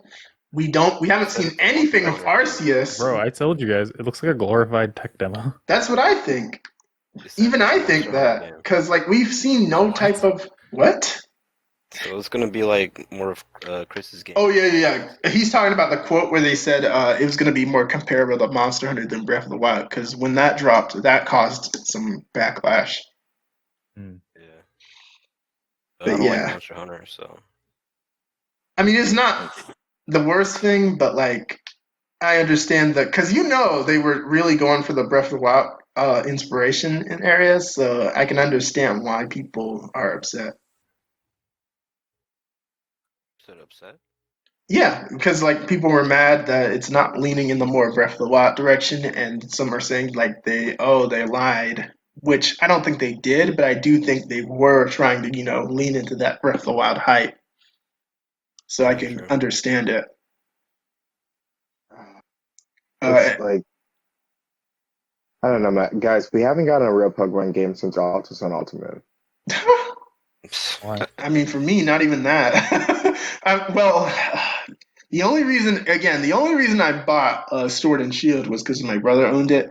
But like, bro, Pokemon games are just a mess. I just hope they get it together for Gen 9. That's it. Like when we hit 1,000 Pokemon, when we hit 1,000 Pokemon, let me have a good game. Let me have a good game. I've been waiting for 1,000 Pokemon for so long. Some crazy ass news I heard apparently though is that we probably are still getting Gen 9 like within a year. Oh yeah, there was a rumor that Gen 9 might be 2022, which there's no way. There's no way. I think it's possible. They're out of their minds, bro. I think it is, man. Because no, the problem is it's not a matter of anything else other than the fact that like it's all the other like it's the Pokemon company, man. It's the cards, it's the movies, it's the TV show, it's the merch, man. Like you can only if they say that they're gonna release only 17 new variant types every year, that's still like they're losing a lot of money. Yeah, that's kind of one of the reasons why Sword. Some people speculate it's one of the reasons Sword and Shield got rushed so bad because the generations were moving so fast, and and they rushed it themselves. So, but either way, I hate They it. definitely I hate they it. disrespected. Pokemon is too big for its own good sometimes. Yeah, I still have to say to this day they disrespected sorry, not Sword and Shield, Sun and Moon by just rushing out of the phase too quickly. Bro, Sun and Moon I especially, I feel like those games would have yeah slapped if they had given them the proper time. yeah for sure for sure. Like of all the 3D era games, those are the ones that really needed that time. Because I remember standing in line for original Sun, man, for original Pokemon Moon. I was so excited. And even in the state they're in, I still think those games are like not that bad. It's just stuff They're like not. the empty Victory Road, the few empty routes. That's just what hurts it. And then Sword and Shield just Stuff was like rushed and cut. right. And then Sword and Shield is where like obviously it's like horrible because you literally have the straight hallway towns, which Yeah. oh, I'll never get over Great that. hallway town. Bro, don't start. Don't start. No, that's not the real problem. Is that it's British. Yeah, It's a real issue with the game. yeah, we got to be real, man. Hey, wait till we get James Bond in Smash 6. No. What's next? They're gonna fucking then like Smash 6. Bruh, I feel like the finale of Smash 6 is when the fourth party gate is gonna break. We're gonna get Goku. Because a fourth party. I've explained this so many times, Andrew. Goku. Fourth party is like, not third party, like not from a game. Oh, that's not what those words mean. I don't think. Oh, okay. I mean, it's from Papa. I got it from Papagino's. Okay, he had a whole video on this. Yeah, but next game, we're definitely getting some shit like Goku next game. Bro, that's the only way how it's gonna work. But like okay, do you genuinely here like last question I have for you guys. Okay. Do you really think we're gonna have an everyone is here moment like right out the gate next game? Pokemon? No, no, bro, don't even stop. But for Smash. I think it's gonna be trash or it's gonna be a reboot. A reboot of Ultimate? Just in like a reboot of Smash Bros. I highly doubt they're getting Banjo and Sora back. Yeah, it's gonna be Who's holding tricky. Banjo back? I mean, Banjo is not that bad. I feel like their relationship with Microsoft is so good that I don't think getting Banjo back is gonna be that bad. Maybe. Sora though, whew, yeah. No, I don't think. I think Microsoft is pretty liberal with their IPs. Microsoft Sora, doesn't care because they want more Japanese representation regardless of which. I feel like in like sort of like in the latter half of the DLCs, maybe even a little bit before, I feel like they tried to future proof. I feel like they got multi-game clauses in for some of these, or at least they should have. But it would make more sense. Sure. That's also gonna have to be its own podcast. For, like, maybe we could like do Sephiroth and like Cloud. I bet they're coming back. Yeah. And stuff like maybe Sora, just because he's the last one, so that like for sure if they had any, they would try to get that clause in with him. But maybe not. He might just be really fucking expensive. Right. Well, we Not definitely we know for a fact that we have three of the DLC characters came from direct relationships between Square Enix and Nintendo. So yeah, Heroes probably. I feel like he's gonna come back. Yeah. Bro, the character really select like- screen if everyone comes back and we get a bunch of newcomers, bro. I don't want to imagine. We're really gonna have Honestly, I feel like it's really just like Joker and Sora. Yeah, Almost. we're really gonna have a Mugen roster. Like those fan made rosters where like it's literally like takes up half the screen and it's like huge. Like that's really what Smash Ultimate 2 is gonna look like. I mean, we'll have to see. Like Sakurai's ultimate goal was actually to make it so no one would ever open up Super Smash Flash ever again. and he pretty much the only character that we don't got from Super Smash Flash is Chibi-Bot and Bandana D. Because they hate me. Chibi-Bot, Bandana D, and Goku. Didn't they have like Sand? No, they had like Sandbag, Goku, Ichigo, Luffy, and Naruto. Yeah, they had, like, that's gonna be the next joke character. Either him or they're gonna throw someone obscure like I can't even think. Oh yeah, speaking of obscure, we gotta throw the Dr. Mario 64 roster rant in here, Andrew, before we end Oh this. my god. So Dr. Mario 64 is a game I played as a kid, but it kicked my ass. It's really hard. It's weirdly hard. And I didn't remember I didn't remember a lot of the details. And Wario is like the secondary protagonist / antagonist in the game because there's 2 stories. It has like the most nothing roster ever.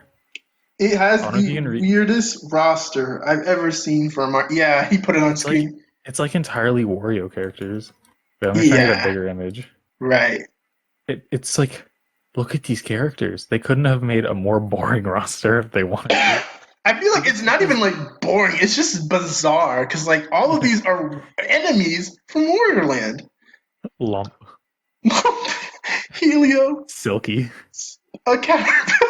Vampire, Metal Dr. Mario. Like, this is like. I mean parody that's typical Nintendo, them and their clones. But Vampire Warrior though, what are you doing? And then like Rudy and the scientists are weird because they're like big antagonists from like some of the mainline Warrior Land games. And then they don't have Captain Syrup here, which is like what? It is the most They're missing some of the bizarre roster I've ever seen. Like my speculation as to why it is this way is because like I feel like someone from the Warrior Land games was like in charge of this game. Yeah, And they're like, the Wario team was like on this, like Yeah. immediately after Wario Land 3 or something. yeah, and they were like, all right, let's slap our boys in there. But like all they did was slap in their enemies, the latest final boss, and a scientist man, and that's it. Vampire Wario.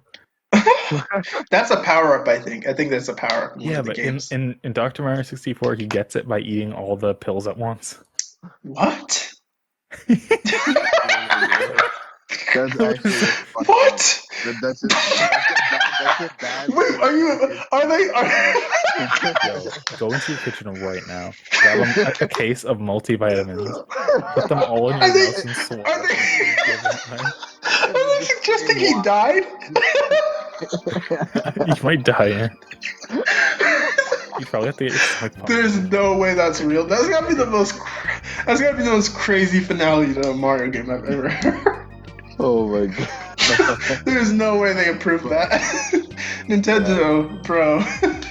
I have to go, guys. At some. Oh, we gotta end it. We're at like the 2-hour 30. I think this is our longest episode for sure. But yeah, closing thought. That's it. We already said our piece on closing thoughts. But yeah, thank you all for watching. Have a good night, I guess. I don't know. I don't have a better way to end this episode. But Wait, no, you don't have to end it. I'm just saying I'm leaving, so I'm just gonna say bye to everyone. I mean, Yeah, I'm ending. We gotta end it anyway. So I guess that's it.